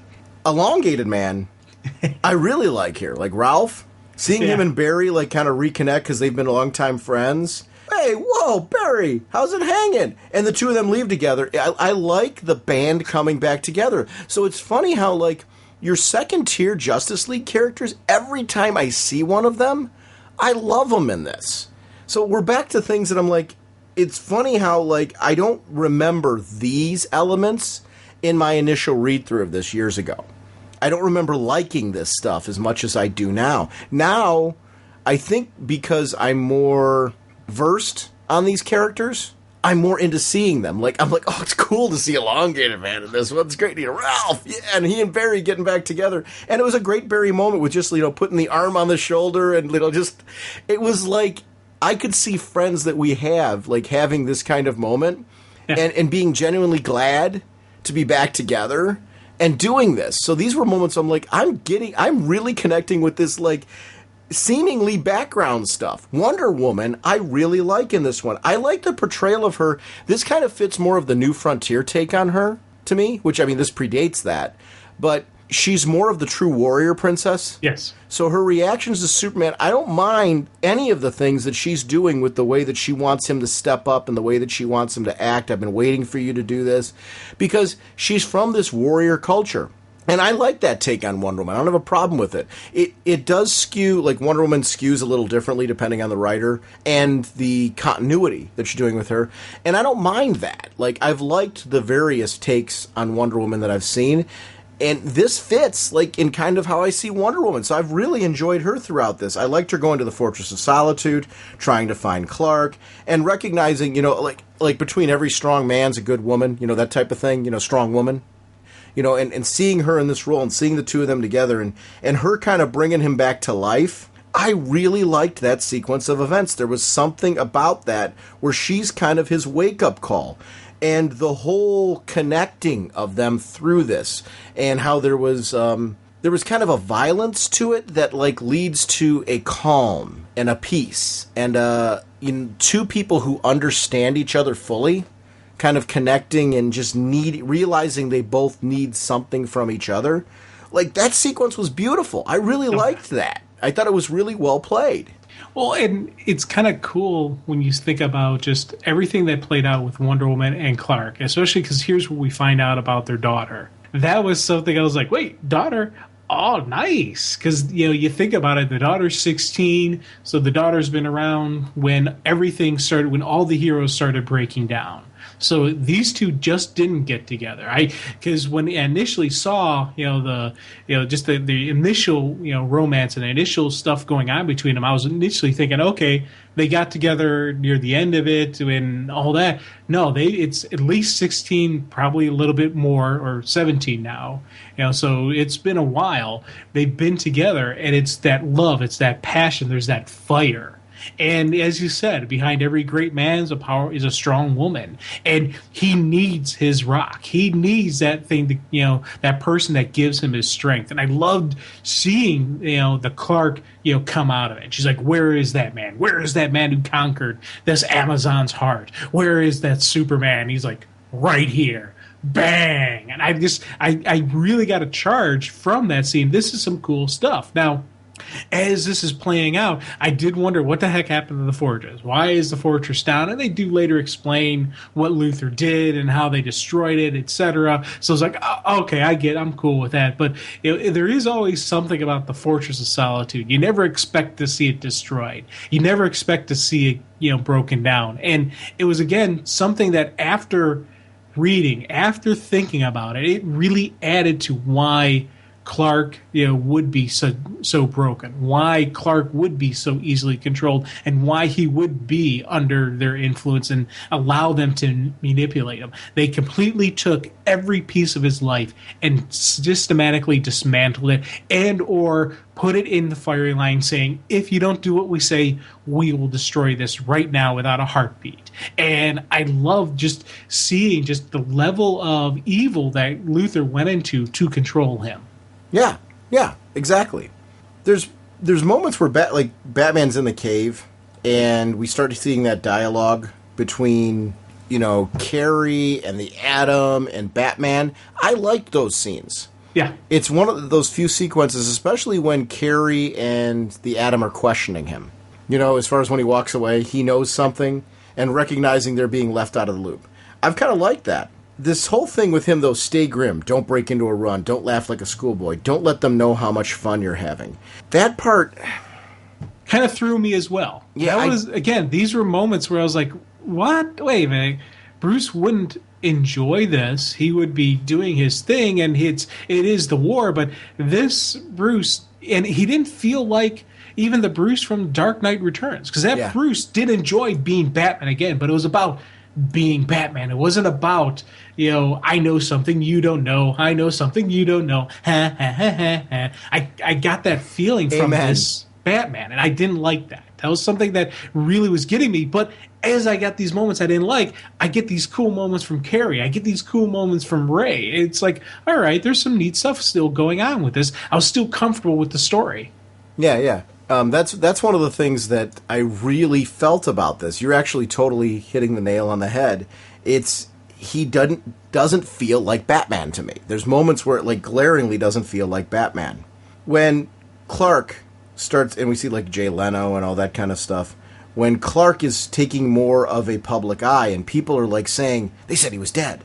They said he never existed. It's really him. We're having this problem now where, and we're seeing why the supergroup was something they wanted to shut down. Yeah. Because this government, Luthor and Brainiac, they don't want people being inspired to rise up and to start, the costumed hero trend, as we well know as fans of it. The more successful it is, the more in the public eye it is, the more it inspires others to action. They want inaction. So when you've got anybody that reminds you of that makes that cool and trendy again, it inspires people to step outside of normal society to do these things. That bit I really, really like about all this. Oh, God, yeah. And then they're going, I love when they went into Arkham. Yeah. Because initially they don't say why they're going to Arkham, who they're going after. And when you see that it's Plastic Man, that was a really cool moment. But again, there was some great lead up to it because they're talking about the inmates overran the asylum. And, initially all their demands were turned down, and they turned down the demands for food. Why? Because the hostages would last them a while. So who knows what's craziness is going on in Arkham Asylum. And again, it was something I was like, this is all right. I was enjoying seeing that. I like seeing Clark fight off the quote-unquote alien invasion and just how things were playing out. I was still comfortable enough with this. And we even get the cool one-punch Batman again, where once Plastic Man's released from his cage, containment unit, he's going completely nuts, and it's just one punch from Batman. Did it hurt him? Of course not. It's Plastic Man. But it was enough just to kind of snap him in line and remind him, hey, I'm Batman. Now, what did you think about the Joker? I mean, let's just say who he is. It's Dick Grayson. Okay. This was the thing that I was like, I really, really did not like. And when they first initially gave us the Joker, I was like, okay, this is a Joker wannabe. Who is this? I'm looking at it, trying to figure out who it could be. I was thinking, could it be one of the other Bat villains? And it just, as it finally played out, I didn't like where it went. And this whole thing they could have removed. I completely think, because on one hand, part of me thinks they took it and they wanted to make... he wanted to say, hey, this is still a Batman story. This isn't a Justice League story, so let me do this Batman story, this Batman subplot. They didn't need any of this in here. These are pages they could have taken out and done a cool Ray Palmer story. They could have done a little bit more with Clark, even, with Carrie, maybe show her family, something. They didn't need to have this part in there. And I think it was something that kept throwing me for a loop every time his appearance. And then as the third issue, when we really see the final play out, I was like, I just didn't like it. It was something that just rubbed me the wrong way. Can we just talk about it? It wasn't needed. Jim, can we just talk about it? Because it's kind of weird to, like, dance around this. Yeah. The idea was that he was going through this gene therapy with Luthor and Brainiac, and that sent him more and more over the edge. The problem I have with that is that Batman fired him beforehand for being incompetent and a coward. Yeah. Like, I have a huge problem with that. Like, I don't see why it was needed for this story, because really when that all comes about, it feels like strangely thrown in epilogue material. Yeah. That, like, I'm like, how does this fit into the larger story? Why was it even necessary? And that's the problem. Like, if he was doing his take on what if Robin snapped, and that was the whole main point of the story, I would have kind of like been, okay, this is Miller's kind of what if, and I get it, and the whole story's about this, and it's just, what if Dick Grayson went nuts, and what if he really was incompetent? I can appreciate it for that. It just felt tacked on. Like, it doesn't fit. It was completely rushed in how it was played out, and it was wrapped up in a couple quick pages that it was like an extra add-on, and it didn't need to be there. They have a solid Justice League story. It really felt like to me that he put it in there just because he had to say, yes, this is still a Batman story. Here's why it's still a Batman story. We didn't need it in there. This is a cool Justice League story. This is the return of the Justice League. Go with that story. Instead of saying this is another Dark Knight Strikes Again, this isn't another Batman story. This is a Justice League story. Continue on with that universe and tell us another story. I think he didn't need it in there. And when we finally got the explanation that it's Grayson, that he fired him, and just one... Dick Grayson, I couldn't see him being a coward. I couldn't see him being incompetent, and I couldn't see Bruce giving up on Grayson so easily. Especially we see how much he truly cares about Carrie. We see there is still compassion in this guy. There is still love and support for the younger wards and his trainees. So why would he completely turn his back on his first trainee? It never just rang true to me on both Dick Grayson's side and Bruce's side, and that was something that really just it's the one part really I would say I really disliked about this. As a general rule, I'm not going to say this is a horrible, terrible story, but this one plot element of it I just do not like. Yeah, I'm with you. There's very few times I'll say I hate something. I hate that part. I really don't like it at all. It doesn't fit. It just feels disjointed. And I'm like, why would you do this? It just doesn't make... Again, if the whole story, that was the point, like, this whole thing was this build to, like, and Bruce was trying to redeem him but couldn't, then kills him, and I would have gone for that. But, like, the idea that he so callously... destroys him. I mean, and he chops off his head and dumps him into a volcano. Yeah. Like, I mean, really? Like, you're doing that? Like, with Robin? On what level does that make sense? It's almost like, if you read this and then read All-Star Batman and Robin, it's almost like he's setting up a justification for doing this. I don't... And this is, you've heard me, like you, there's elements of this story I really dig. But when you get to that, it's like, oh my gosh, did you go horribly wrong here? Think about it. As we get these parts with this Joker appearing, killing the Guardian, which is not a bad story. Okay, cool, showing more death of the heroes and just more craziness. You get some cool stuff going on with Superman and Brainiac, where Brainiac's behind this alien invasion. And the whole point behind this alien invasion is, one, to flex his muscle, but two, he wants to have Superman appear and then get defeated. Once again, putting people's fear and non-respect and just their hatred towards the Capes. And throughout this, we see that they've been weakening Clark over the years. They've been using their little tricks so that even his super powerful heat vision is no longer what it used to be. He is still weakened.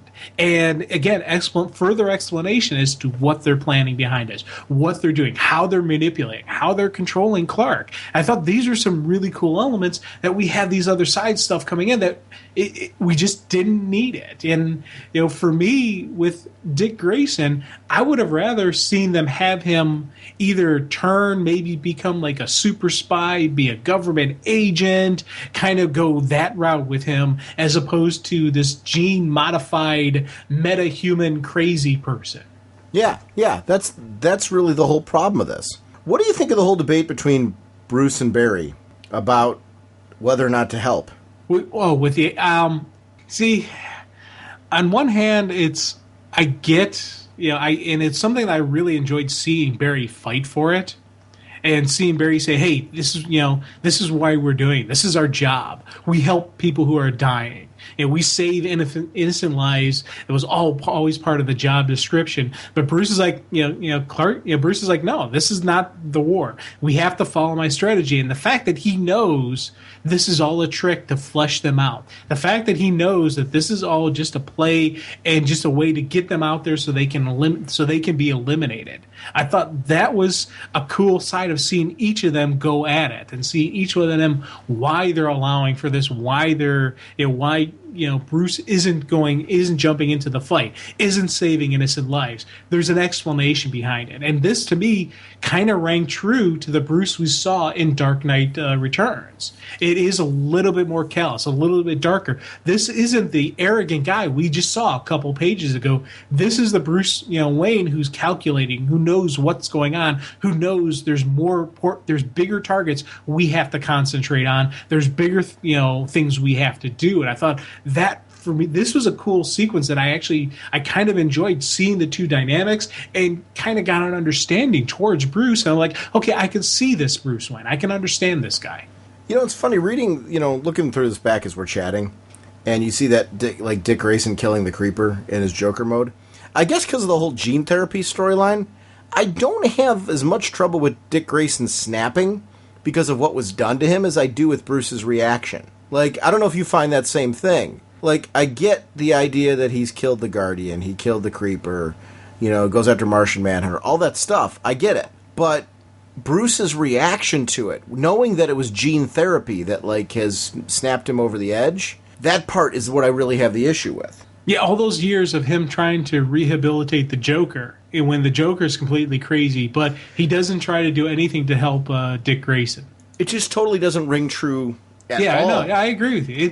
It is one of the things about this story that I dislike, and it's funny when I read through it, when I reread this stuff, I'll basically pretty much skip over those sequences, and I'll focus on the other stories that are being told, because the other stuff being told is pretty good. There's some really cool, solid stuff, and when we see Martian Manhunter and just how he is over time, and it's again, you're seeing different sides of people, and you're seeing an aging, but he's also been weakened, by Luthor, by Brainiac, by everybody, by the powers that be, and it's something I kind of dig. Yeah, I do too.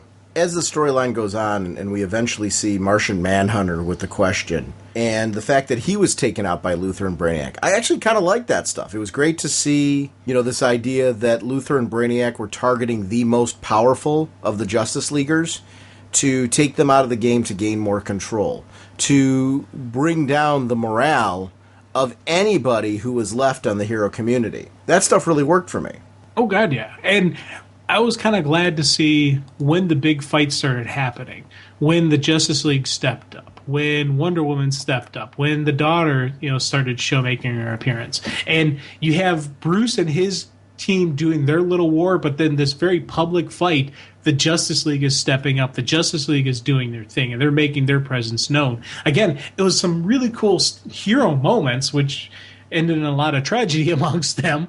But again, you do get the glimmers of the people they were. You get the glimmers of, okay, there's still those heroes still left in them. And it kind of gives those moments that kind of give you hope that maybe something's going to come out of this. Maybe the good guys are going to win again. Here's the part that I question. It's funny. First of all, I love the daughter. And I like her whole thing about saying, this time is ours, the world is ours, the power is ours, the power has always been ours. Because she grows up in a different mentality, she is, not afraid to turn against things. And I like how she needs her dad in the story to kind of give her a checks and balances. Mm-hmm. But we got the Thanagarian children of Hawkman and Hawkgirl. Yeah. Why, if they were leaving the planet, why would Luthor blast them and Brainiac blast them from the sky? Was the idea to make sure they couldn't bring anyone back? That's the only strategy I could come up with. The only idea, that, and also just a kind of the blah-ha-ha-ha evilness of, you're not getting away from us. You think you're going to escape? No, you're not. But also part of what I was thinking is, if they did leave, if they did go back to Thanagar, they could come back with reinforcements. This way, they're never leaving. This way, there's no cavalry showing up. This is, I kind of took it as those two different ways. And on one hand, I was like, I don't know. But on the other hand, I was like, okay, I understood it. I got why they did it, and it was a good plot story for the children and why they want their retribution, their anger, their rage, and it was something that I was like, I didn't have an issue with, but I did have to kind of, think about it a little bit before I was okay with everything. I liked that part. And the one reason why is it kind of goes back to with Bruce doing the whole Zorro thing in the beginning. You set up there that, you know, Bruce is still at this point feeling the feature, you know, feeling the what happened to his parents. And remembering, you know, that it was at the Zorro screen, the Mark of Zorro screening and all that. And I like that. Seeing that, you know, he says to them, this is your chance to get what I never got, Retribution. That stuff I all dug. Now, I really do dig the daughter. Mm-hmm. Yeah, I really do dig Lara. You know, and I love this opening where the opening cell where she shows up and she is just completely decimating everything and really just opening up a can. And her first confrontation with Brainiac, he's like, we will get decades of service out of you. I'll be your death monster. Death? I think not. That's against the rules. Yes, I wear the crest, but I'm not from Kansas. I'm an Amazon. Bam! With the heat vision. This was a character that I really liked, and I especially did enjoy the differences between her and Clark. She was raised the Amazon. She was raised the warrior. She was raised that, hey, it's okay to kill your enemy in battle. You have to do it. That's the fact of war. Sometimes you got to kill somebody. And Clark was always raised, no, don't kill. You can't do that. That's against the rules, son. You know, there's a really neat moments of just her characterization, who she is and what she's about. When Clark talks to her, you know, he's talking about the powers, and as a baby I almost burned down the house and all that stuff. But then this reflection and this guilt of, what sort of world have I given you? He's kind of gone along with everything to try and protect, but never looked for another option. Or has lost the will to look for another option. I like how the daughter becomes a way for him to kind of be reinvigorated and to re-inspire himself, and I really enjoy that. Oh, God, yeah. It's the strength of... It's that you have to have something to fight for. Mm-hmm. You know, and what more than, you know, the daughter, the love, everything that makes Clark's strength is his ability to love. And we saw that with when Wonder Woman came back and kind of reinvigorated him. Now his daughter's in the mix. It's not just about him. It's not just about status quo. It's about his family. It's about, you know, just that connection. And it's about what is he willing to do to protect his child? What is he willing to do to give her the world that she should have? You know, Jim, we finally got the answer to that age-old question. What would happen if Jiminy Cricket and Kermit the Frog had a baby? It would sit on Lex Luthor's shoulder. Yeah, that's a bit creepy. Yeah. Yeah. I do like the classic Luthor and Brainiac team up. It's funny how in this story I do find that some of the smaller characters versus like Luthor and Brainiac I'm not as fond of in this story as I am the smaller characters. I agree with you on Superman's daughter. I think she's fantastic. I think, and in these moments when you see Superman talking with her, I really dig that. We get back to Luthor and Brainiac, I'm not so much into them. And that's where the story kind of, for me, is like a roller coaster. There are moments that this time around in particular, I think because the parts that bothered me so much, I'm kind of, I don't want to say past them, because you hit it on the nail on the head before, you're really not. But I think because I've like been there, done that, I'm able to better focus on some of the things that I like a lot in this. And it really is some of the smaller characters. It is things like Superman's daughter. I think she's really cool. I do like the sequences with the Bat Boys, and I love that Ollie is picking up the Spice Girls Black Canary. I think that was, that stuff was really cool because it kind of fits him. And Plastic Man was really funny. Well, and just even the use of Barry, the guards are sitting there getting ready to attack, and next thing you know, they're buck naked, and the people who they're about to shoot are armed. Okay, time to run, And I thought those, again, it was a really cool moment, and you get that, Ollie shooting the arrows. His aim is impeccable, of course, and you get the image of the bat, and then Bruce up there, and just that moment of he's in the public spotlight. Everyone's like, no, he's dead. Wait, and he drops the hood. He drops the mask, lets everyone see that, yes, it is Bruce Wayne. Mm-hmm. It is Batman. He's not dead. It's time to rise up. And these were some really cool, just these visual moments leading up to it. I was like, okay, this is some cool stuff. I like this, and he drops it's time to turn into a revolution. Carrie's plan to grab hold of a fad, a fleeting fashion trend, and turn it into a revolution. I thought those were some really cool moments, man. And that was a Batman moment I really liked. Yeah. And I think when I was able to start looking at this a little bit more objectively, I could find some Batman moments I liked. Yeah, again, and even the dialogue that Bruce is doing. Children, pull on your tights and give them hell. This is the Batman you kind of want to see. It's not arrogant. It's not over the top. It's not, this guy makes sense to me. Yeah, exactly. So that leads us to issue number 3. Yeah. And I didn't know what was going on here in the beginning. We see these green creatures where it's a guy and his kid, and he's riding a green dinosaur. And this was Hal, right? Hal creating this was Hal, and I still don't completely understand what's going on with Hal. Well, I'll be honest with you. After all these read-throughs... Can I tell you my take?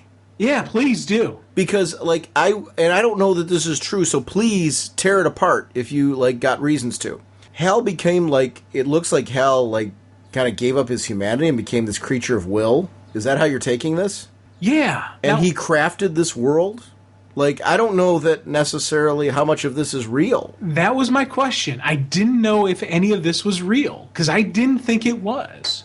My first read through, I was like, okay, who are these blobs? And I'm like, green. Is it Hal? And just because of the green is why I thought it was Hal. And just because of then we see him zip and then he's back to looking human form. And I kept rereading this over and over again, trying to figure out what is going on. And the only thing I can think of is he, as we said, he is a creature of pure will now.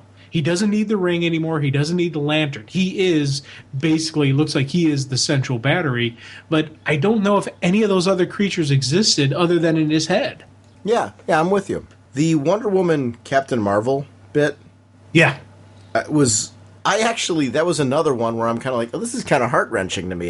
This is a sequence I don't remember being so moved by. I think the problem is when I read this, I was so focused on it being a Batman story that I focused more on Batman than I did the other characters. As you rightfully should in a story called Dark Knight Strikes Again. But when I focused more on them this time around, I found a lot to enjoy with those characters.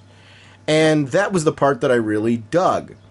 Plastic Man being a little nuts, or a lot nuts, kind of fit him for me.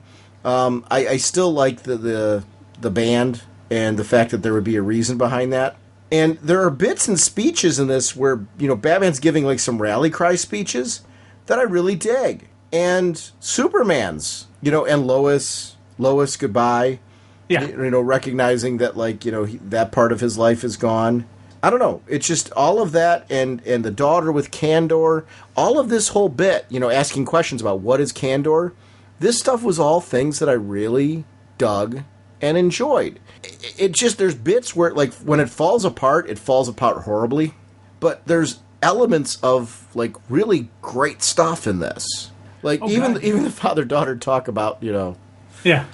That stuff I really enjoyed. Because she's been so isolated because of her time as an Amazon, that, this is now a chance to have these talks with Dad that I've always wanted to have and never been able.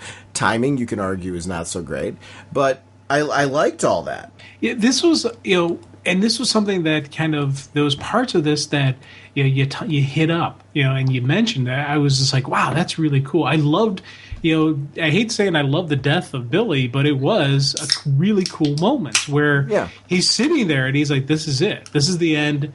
And he explains how, Billy's dead, and when he goes away forever. This is never going to happen. He's gone. And she's like, say the word, warrior. Go out with a lion's roar. Shazam! The final lightning bolt strikes, and it basically just kind of finishes everything off. Finishes him, finishes off the city. And once again, you've got the rebuilding. And you go right from that to that really cool rally cry of Bruce. And these were some really powerful, great moments that I was like, okay, yeah, this is pretty cool. There's a lot of sadness to it. There's a lot of death and destruction. Seeing Clark just rummage through the atomized remains of all his loved ones and just everybody. And then he finds that final picture of Lois, that locket that was Lois, that has Lois on one side, Clark's picture on the other side, and it's his final farewell, and you get this really touching, heart-wrenching moment that it's, it's kind of like it's time to knuckle up. It's time for Clark to actually throw down and do what he's going to do. And I was really enjoying those moments. I was getting into it, and even those kind of funny father-daughter moments. But then the Bruce makes his appearance. Now, the fact that Bruce is able to be there, I thought was cool. How it was Ray messing around with Clark's head when he attacked the cave, and just everything. But again, the Bruce dialogue, the arrogance, just the kind of just the, I'm in charge, you're not, this isn't, you do what I say, how I tell you to do it, that arrogance just really threw me, and I it took these really cool moments and kind of turned it down a notch. He seemed like a real jerk. I really did not like Bruce and how he was handling this.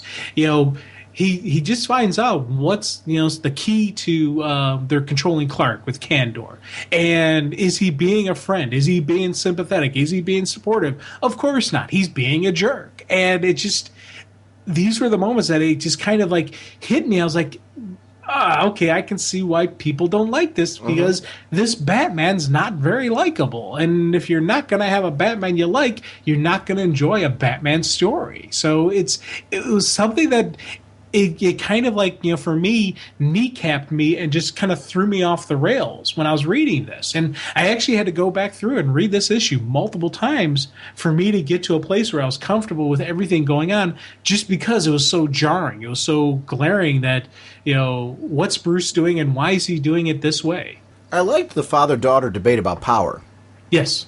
This whole thing where, when that debate's going on, you're nothing but human flesh and human bone. I could hunt you down in a second, race you at my whim. You can't speak to me like that, and you can't speak to my father like that. And Superman just, recognizing that, we need him to continue on. He is the one that can tip the balance, can give us freedom, can give us the chance to do what we need to do. I like the idea of Bruce. I like the idea of Bruce having to, hook himself up to keep his heart going. Yeah. Oh, yeah. He's hanging by a thread. And again, you kind of needed to see that just because of everything he's been through. But it's funny because as I was sitting there complaining about Bruce, I do have to say, just again, Lara's reaction to this was wonderful. And, you kind of see, I like seeing that Clark recognizes that he does need Bruce. He does need that. But, Bruce should have, I don't know. It's weird because when I read it one time, I think one thing, then I read it another way. I'm like, okay, is Bruce really a jerk, or is he just trying to pump himself up to make himself, he needs that confidence to keep going because he's falling apart, because he is slowly dying or quickly dying for that matter. I don't know what the motivation behind Bruce is. And it's something that, it kind of, I wish we could get a little bit more information on why Bruce is doing this, or why he's doing it the way he's doing it. I did like Hal's dialogue when we're talking about Hal, with the wormholes right where I left it, no reason to take the local. Bruce, you begged me not to leave. You said we could win. Now we'll find out. How strange it would be you, the mean one, the cruel one, the one with the darkest soul. How strange that you, of all of us, would prove to be the most hopeful. See, I guess that's the problem I have. I never felt of Batman as the mean and cruel one. I always, the withdrawn one, the distant one, the angry one, the bitter one, maybe. But mean and cruel? No. Yeah. Well, and that was the thing. He never was mean and cruel. He used the shadows the way Clark used the light. And that was always the thing with Bruce. Was gruff. He wasn't always a people person, but mean and cruel he never was. And I thought those were, you think about some of the discussions we've had where they show a different side of Bruce when he's around people like Hal, like Barry, like Clark, and Diana, that he has this comfort with, and they do see that side of him. I can't remember which issue it was. It was a Justice League, it was a JSA JLA kind of crossover, team up, where we saw Bruce sitting there sipping tea and talking to, I can't think of who he was talking to, but it was just, he was kind of like relaxed and just calmer. And it was kind of a weird moment, but that's the way Bruce would be around these people who know him so well. So that does throw me a little bit where he's talking about Bruce being the darkest one, the mean one. But in a way, I understand it's the guy who danced in the darkness, who used that as his strength, is now the guy who is the man of hope. And for me, that's how I kind of took it, and that's the way I came away with it, because, to me that made more sense than actually saying he was cruel. I liked the little precog girl, the one who was dressed as Saturn Girl because she knew Saturn Girl was coming, and her seeing what was happening to Carrie, like us seeing the Joker versus Carrie before it actually happens. I kind of liked that bit. Because it was like a kind of a wink and a nod back to the fact that, the Joker killed Jason Todd. Yes. And this was after that happened. So it was interesting to see that play out. Yeah, now, she did look a little creepy to me, though. The doll-like girl? Big eyes, yeah. Yeah, she almost looked very anime-like. Yeah, and it's weird because I like anime, and I really did. The artwork was different for this than it was for Dark Knight Returns, and that was there was times where I really enjoyed it. There was times that it threw me. And she's one of the sequences that she kind of threw me. But it's funny because it's only her panels. The panels with Carrie I really liked. And then the precog panels where they show her being beaten and dang near dying and whatnot. And even the Joker panels, those were some cool, just panels that are splashed in it. I think that the big round eyes for some reason she was throwing me with that. Now, see, I thought Carrie, it was funny, I remember my first read through of this, I thought Carrie saved herself here with the takedown of the Joker. I thought that was it. Yeah. And not realizing that he would pop back up later. I thought this was like the precog saved her and that type of thing. So that part I was even cool with, and understanding why she did what she did. Now, when I first read this and I saw the Joker with the Mitzel Plicklick, costume, part of me wondered, is that who that is? Because I still didn't know that it was Dick Grayson. I was still trying to figure out who it was. He wore the Spider-Man suit looked like when he killed the Creeper. You look at his booties, they look like Spider-Man booties.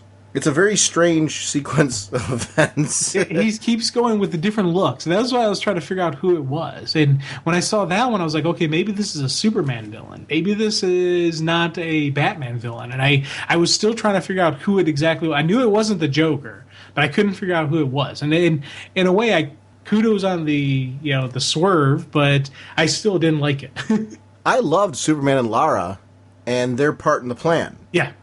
There wasn't a single moment of that this time around, and I don't know what was different this time. When I was reading that, I'm like, oh, that's a great moment. I loved seeing, you're right, Lara, where he's learning from his daughter and becoming empowered again by his child.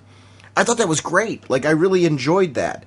And, I knew right away that there was some kind of twist, because I know I'd read it years ago, with, I love the Tear Duct and Ray Palmer sneaking in, and I didn't remember him blowing himself up large to free Kandor. Yeah. And I liked how that played out. It gave her an instant army. And with the way her powers are kind of a hybrid of Diana's and Clark's, she was able to save herself from what Brainiac was attempting, which I thought was awesome. Oh, God, yeah. And it's with the sequence with Clark first engaging humanity and first just saying, okay, it's time for us to take the power is ours, the power has always been ours. Just that kind of embrace that he's not human, that he is a Kryptonian, that he has to do this. When I first read it, I was like, wait a minute. And it was one of those things that initially kind of threw me, but then as the story's going on, as I reread again, I was like, you know what? I like this. This is showing the change. Clark is embracing the fact that, okay, I can't do it how I always did it. I have to change. And the fact that it is him learning from his daughter was kind of a cool moment. He's letting go of his humanity. He's letting go of the illusion that he had in his head that he is actually one of us. He's not. This is how he has to do this. And it's funny because by the end of this issue, by the end of this series, I did kind of want another story, but I wanted the Superman story. Yes. I wanted to see what happens to the world. Does Clark become a totalitarian dictator? Does he just say, no, I'm just going to, enforce what is right?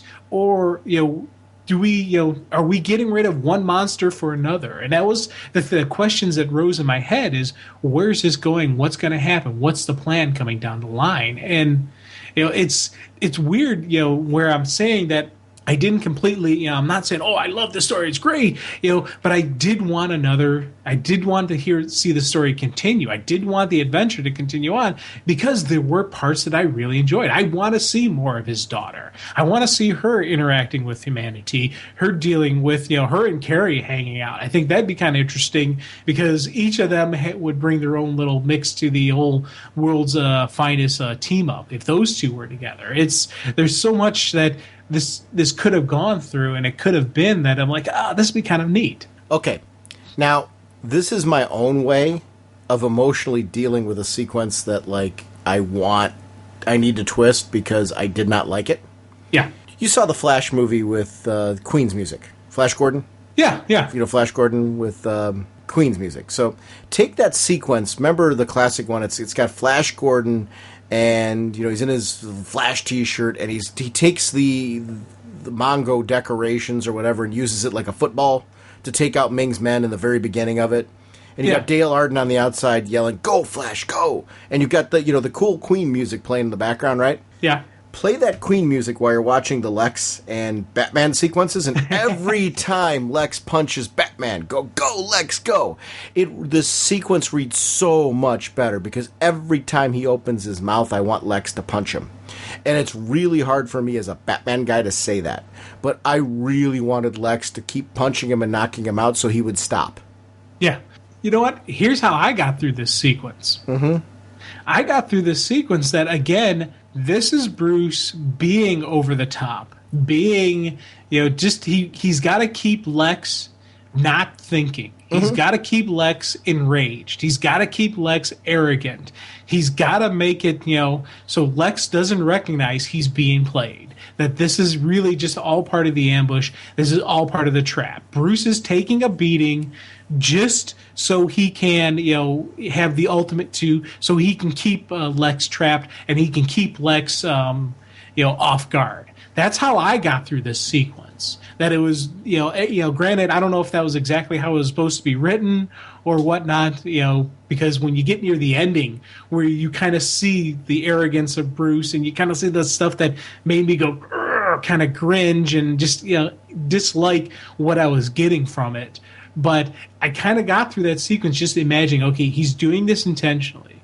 He's just trying to go to Luthor. And just to clarify, I mean, not just that short part. I mean, the whole Lex versus Batman moment. When you put that all together, that's where I feel that way. So I'm with you. It's not this initial scene. Everything you said about it, I agree with.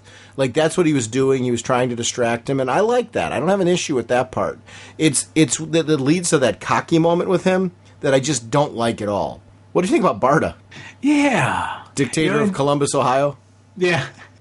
Now, here's the thing with, which is they suddenly started introducing really quickly, rapid fire of different heroes. You got Hawk and Dove in Manhattan. You had Barda in Columbus. Again, these are stuff that if they would have not had any of the Joker sequences, they could have fleshed it out a little bit more. They could give them more than just one panel. They could have maybe given them a page, and it would have been, I think, in the long run, I think it would have been better served this way. Oh yeah, and I absolutely agree with you. That was one of the things that I really liked about that sequence was when you started introducing some of these characters. I liked the idea that with the capes and tights being back, that it was inspiring a generation of people to start rising up again. People who had been looking for that thing to point them in the right direction were now taking advantage of that, and we were seeing that rise up. So the Barda thing I thought worked great. So it's funny how, like, this is a story that I did not care for the first time through, and I don't know if you felt this way by the end. Largely, if I'm looking at it as a whole, there's a lot that I really liked in this. I just don't like Batman in it at all. I really don't care for Batman. There's moments where I'm like, oh, that was a cool moment for him, but I just, there's too much of it surrounding him where I'm stuck with, I just overall don't like him. And that's hard in a Batman story for me. Oh, definitely. And I hear you and I agree with you. And I think that's part of the problem I have with Clark. I mean, with Bruce. And just, it's the end part of the story is why I can't really say this is a great story, because the quote-unquote main character of the story is a jerk. And I didn't like who he was and how he did it. He had some really great moments. Like, I do like this plan that he had. This is a wonderful multiple phase attack with, you have, Lara showing up, getting Brainiac to, kind of drop his guard. Dropped in Ray Palmer to free the Kandorians. Kandorians rise up with all their combined heat vision to fry, Brainiac once and for all. Lex is taken down by the children of the Hawk, as retribution for the death of their parents. And again, keeping with my mindset of he's, just doing this, being overly arrogant, being overly a pain in the neck to get Luthor off guard, to keep Luthor from thinking what's going on, not see that Hal's coming back, not see all the different levels. This is a really cool strategy. And then seeing Clark kind of evolve and grow into more of the, I got to do this now. Now is the time to step up and rise. So there were some really cool elements that happen and parts of it. But if you call this a Batman story, I don't like it because I don't like Batman. Right, absolutely. When Superman's like standing there at the end, kind of clearing house, and then we see, I like Hal. I think Hal was one of the most brilliant moments because you've seen a Hal that's evolved over time. That was a part that really, I thought, was striking in this. The idea that when Hal becomes like this being of energy, he's almost godlike, right? Like Hal, I don't, like Hal doesn't have a lifespan anymore, does he? No, that looked like he looked like, I'll say, parallax power. And I don't know if this occurred around that time or whatnot, but he had full on, just because he's the creature of energy, because he is a creature of will, he had some major power levels that were just beyond, what he could do before. I like the scientist's reaction to all that. I mean, that stuff was all fantastic. The media reaction. And just like this bit. Bruce, you were right. When you laughed in our faces all those years ago, when you called the rest of us a pack of fools, you were right. Of course we're criminals. We've always been criminals. On this planet, we have to be criminals. Dear old Earth, I'll always love you, warts and all. It'll be a kick to stick around for a while, but I'm due back home. Or it'd be a kick, I should say. And then he goes back home. And when Barry shows up and, frees Bruce, and he's back there reading a book with his little glasses on, I loved that. It was another great Barry moment. The problem was in the forefront, you've got, this Batman. I like the tea bit. I didn't mind that, with him sitting there drinking tea. Yeah. But it's this cocky guy that, I don't like the idea of him encouraging the Thanagarian to kill Lex. Those are the bits where Batman would arrest him, not kill him. But here's the thing. This was a moment that I tormented with, and it's, on one hand, I didn't mind it because in this universe I didn't mind it, but it's what I didn't like was the pleasure that Bruce seemed to get out of it. That's what I meant, kid. That was great. I can see him allowing it and understanding and accepting why he would do it and not raise this thing to fight him, but the fact that he's okay with it and he liked it and he got pleasure from it was the part I didn't like of it.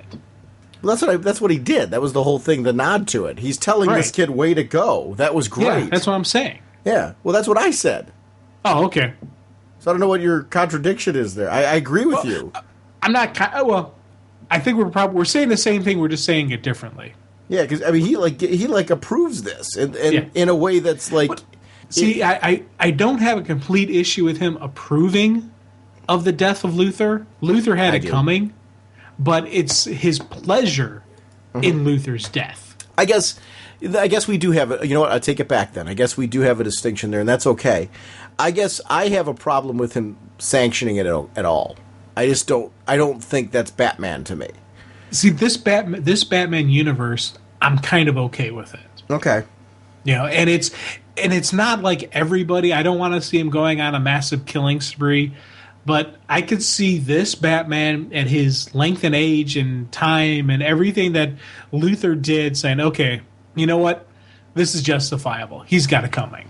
and him accepting, because you think about what happened between him and the Joker in The Dark Knight Returns, and just everything that he's been through from that point to here, I could see him accepting the fact that there's certain people in the world, in this universe, who deserve death. Luthor is one of those people who deserves death. Now, it's just his pleasure in Luthor's death is the issue. That's my issue I have with Bruce in those sequences. The one bit that, like, and see, this is where we talked about this already. We talked about the Lara sequences, and we talked about what's happening here. Like, I liked him rushing to save Carrie. Yeah.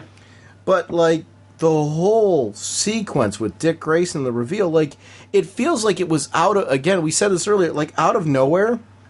He's okay, so he throws him in this volcano and Clark's got to save him, but what's the point?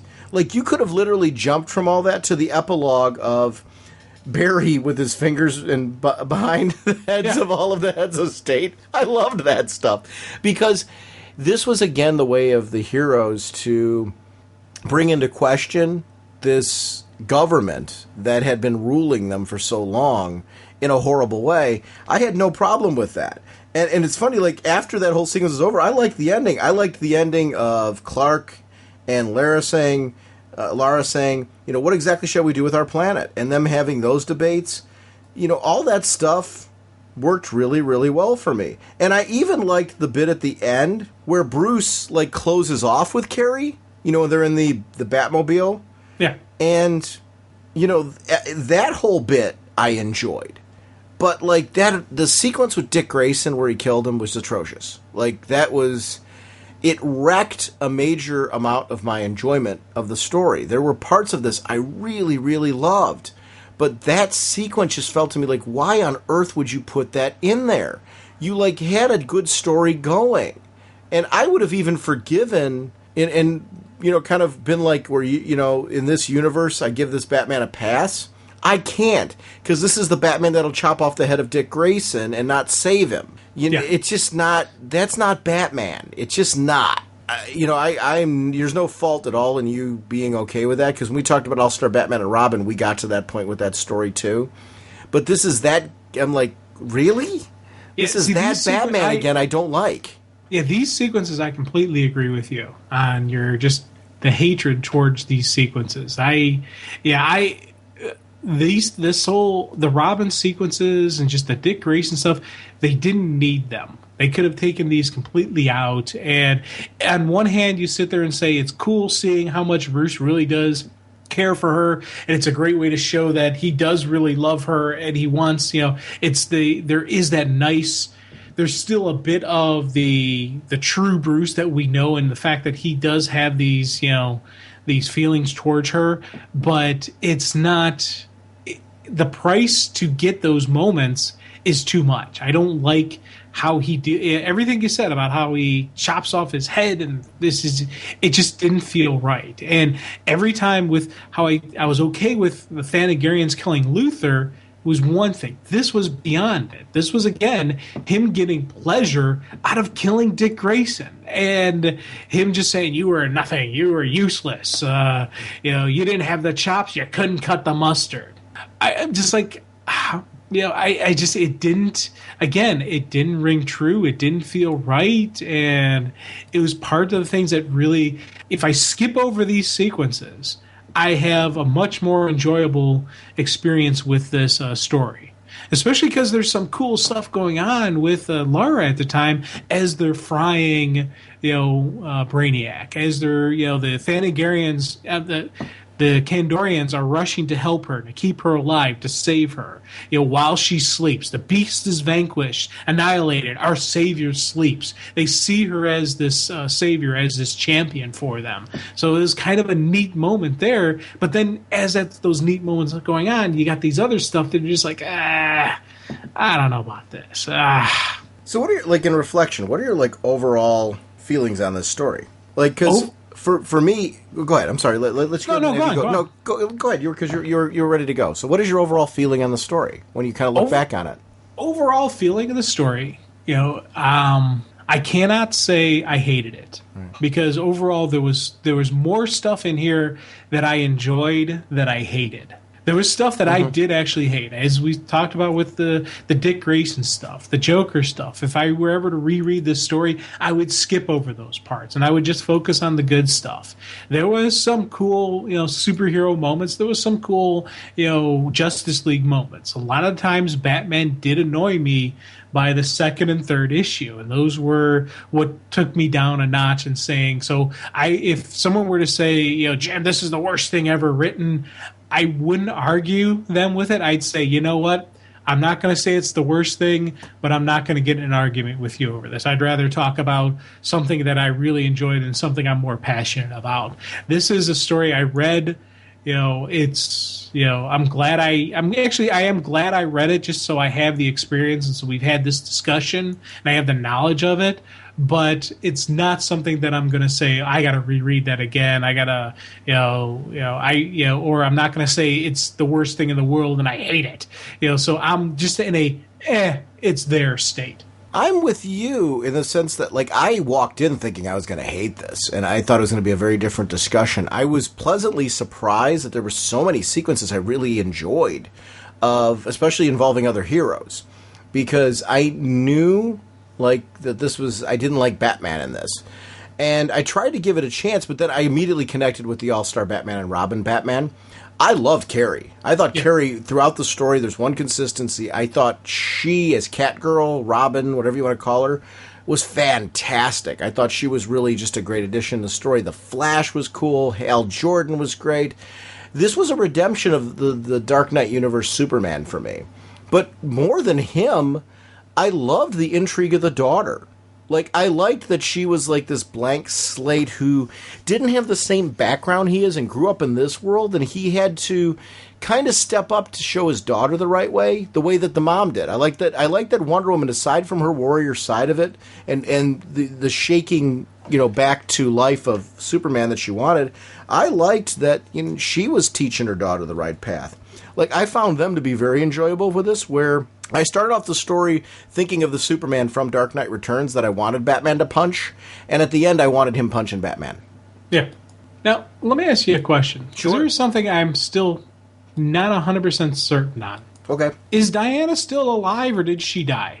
Oh, wow. Because there's the one scene where Clark and Kara are flying off, and she's sitting there saying, "Be wise, my love, be brave. Lara is everything. She's everything." So she looks like she's alive there. But then in this final fight sequence, we don't see any sign of her. And I definitely would have her in the mix if she was still an active player.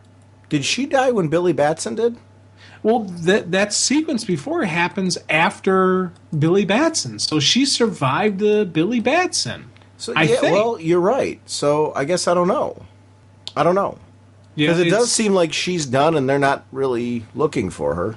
They're not using her. And I didn't see any reference to her or any comments as to what she's doing, because she's definitely someone I would have in the mix and I would have fighting. And I don't know why she's not in these final sequences. I don't know.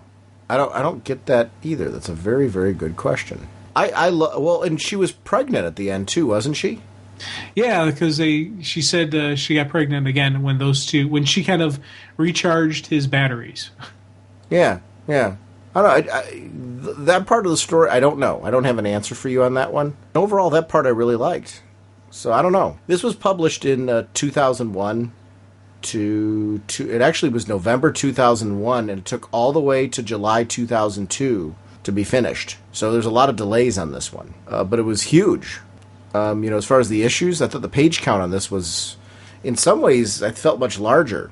So it's a long delay for 3 issues from November 2001 to July 2002, and I don't think that helped my original reading of the story either, with how long it took.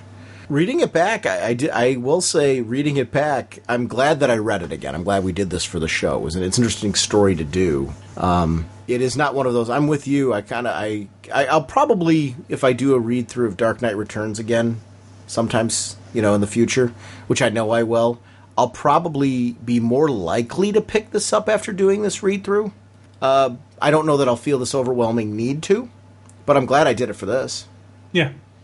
Oh, I'm definitely glad we did have this discussion. We did actually do this because, As I said, at the beginning of this, I never would have read this if we hadn't said we're doing it for the show, because I'd heard so much negative stuff about it that, I wouldn't have reached out for it and I wouldn't have picked it up. And it's funny, I still haven't bought the absolute version of Dark Knight Returns or Dark Knight Strikes Again, that combined thing, but I have been eyeballing it and I've been thinking about it.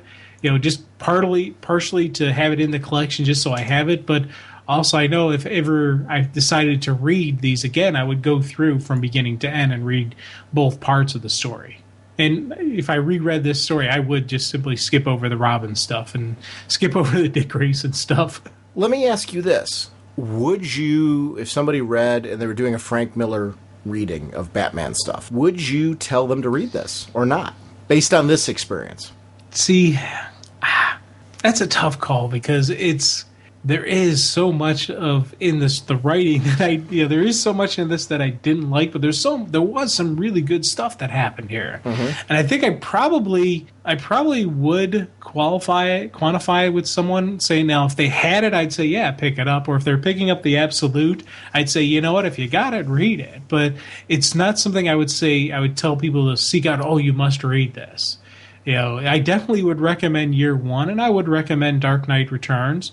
This is the one where I'm like, yeah, if they're picking up the absolute for the Dark Knight Returns and they have this attached to it, I'm like, okay, then read it. You want to read it just because it is the full thing, so you get the full story. But if they only are picking up trades and like, hey, should I pick this up or should I pick up something else? I'd probably steer them towards something else. Yeah, I would too. There's too many good Batman stories that I would. There's too many good Batman stories to say give this a read. But if you haven't, I say read it. If you've read it once and you really hate it, I say reread it again and take your time with it. And because there are some cool parts to it, there are some cool moments, there are some stuff that annoyed me and angered me. And if I skip over those parts, I find I enjoy it a lot more. Does this ruin Dark Knight Returns for you?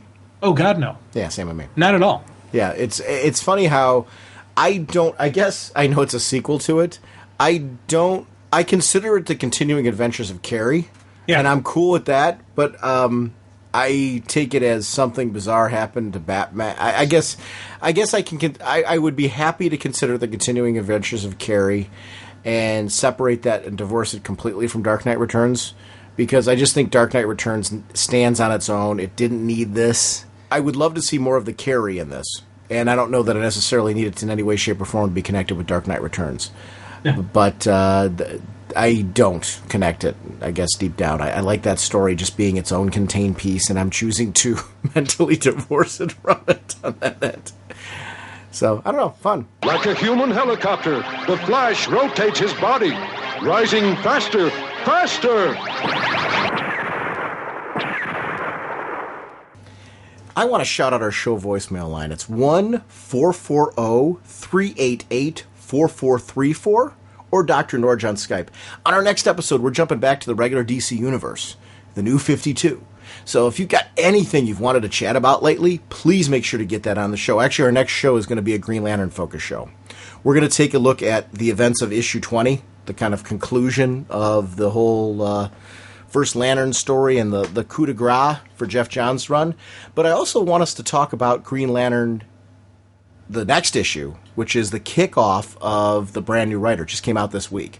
So we'll talk about both. And we're going to have some special guests join us. So I'm really excited for that. I also want to shout out RagingBullets.com. It's our show website. I update that weekly. It links to Twitter. We also have a great Facebook page. We have an amazing Facebook group, and that's all I can say about it. It's great people. They actually just recently did a Google chat, and we're going to be doing, they're organizing this.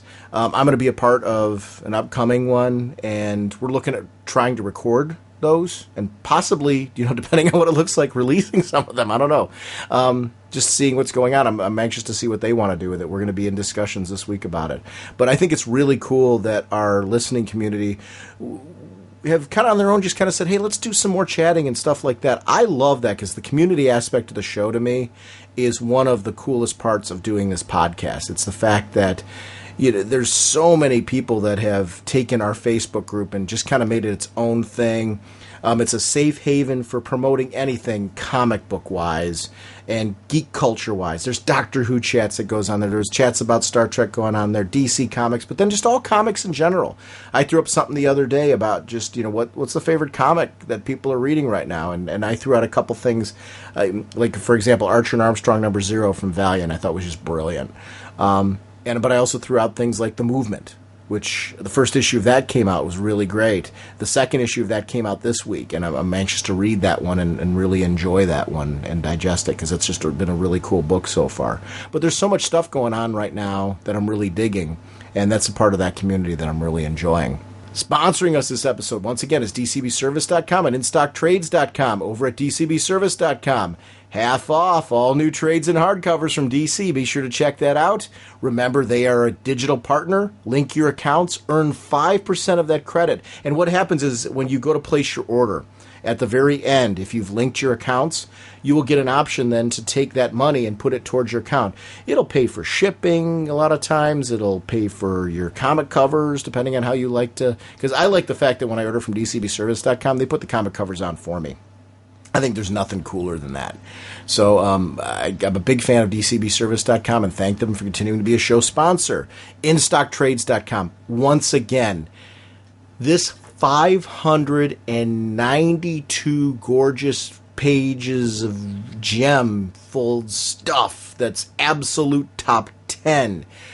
It's Neapolis's Precinct 10, where every citizen is blessed with superpowers. They are the law. A talking armored dog, a genetically engineered perfect woman, a high-tech cowboy, an indestructible man, a rookie with a toy box full of helpers. These are the cops of the Eisner Award-winning series Top 10. This is written by Alan Moore, art by Gene Ha, Xander Cannon, Art Lyon. Gorgeous book. $99.99 regularly. 45% off, only $54.99. I just wanted to shout this out because I just think it's just amazingly cool. Highest possible recommendation. I don't get a dime off of this. It's not about that. This is a book that I'm just recommending for anyone who's a fan of this kind of material. You can go to the InStockTrades.com website, click on the book, and you'll actually see a page from it there. It's just gorgeous. Like, that page alone is worth picking it up for. So that's all I got to say about it. It speaks for itself. And please, if you get it, let us know what you think, because I just think it's just gorgeous material. I don't know if you've read. I know you haven't read that stuff. I don't know if you picked this up, Jim, I guess is what I'm going to say. I will be picking it up. It's highest recommendation. Yeah. You know what, Jim? Here's what I'll say. This will be one of those challenges, Jim. This is how much belief I have in it. If you honestly tell me you don't like it, I will buy your book. That's how serious I am about this. And please tell me on the show, I will pay you the $54.99 for it if you don't like it. So that's a challenge I'll throw out for you. Because, here's the thing. After all the time we've been on the show, I know if you really don't like it, you'll tell me you didn't like it, and you'll be honest about it. You'll joke with me about it first if you do like it. But if you really don't like it, I want you to honestly tell me, and I want to honor that challenge. That's how much I enjoy this book and how much I want to promote it. So. And every time we've ever done these challenges, I've ended up liking the story. So it's one of those things where I was set for this, to get this when you started talking about it, because I didn't know it was out there, And so, but now it's you know me well enough to know what I'm going to enjoy, and so I'm now definitely 100% locked in on picking this thing up. But if I'm wrong. Please, I'll let you know if you're wrong. And I'm asking you to please honestly tell me if you don't like it. I will gladly give you $55 for it. That's how much I like this and how much confidence I have in it. I will be shocked, but it'll be well worth every penny just to be able to say, because I'll take a second copy and I'll give it to somebody else, just because I think it's a great book. But that's DCBService.com and InStockTrades.com. I want to thank them for supporting our show. Jim, we'll see everyone next week with Green Lantern Chat. Bye.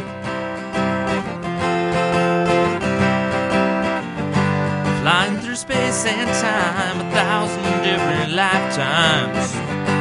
Fated for love and flaws and incredibly clear sightlines. Swinging your mace around, such a practical outlook.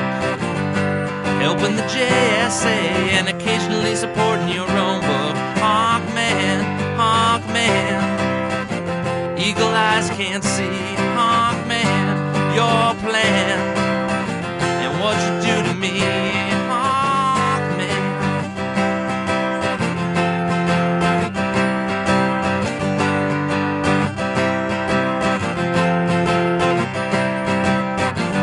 The villains are closing in, be they then in guard or Egyptian, working so hard to thwart you and Hawkgirl's mission.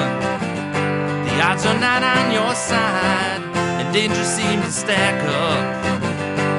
Things would be so much easier if you would just call for backup, Hawkman, Hawkman. Eagle eyes can't see your plan and what you do to me, Hawkman, Hawkman. Eagle eyes can't see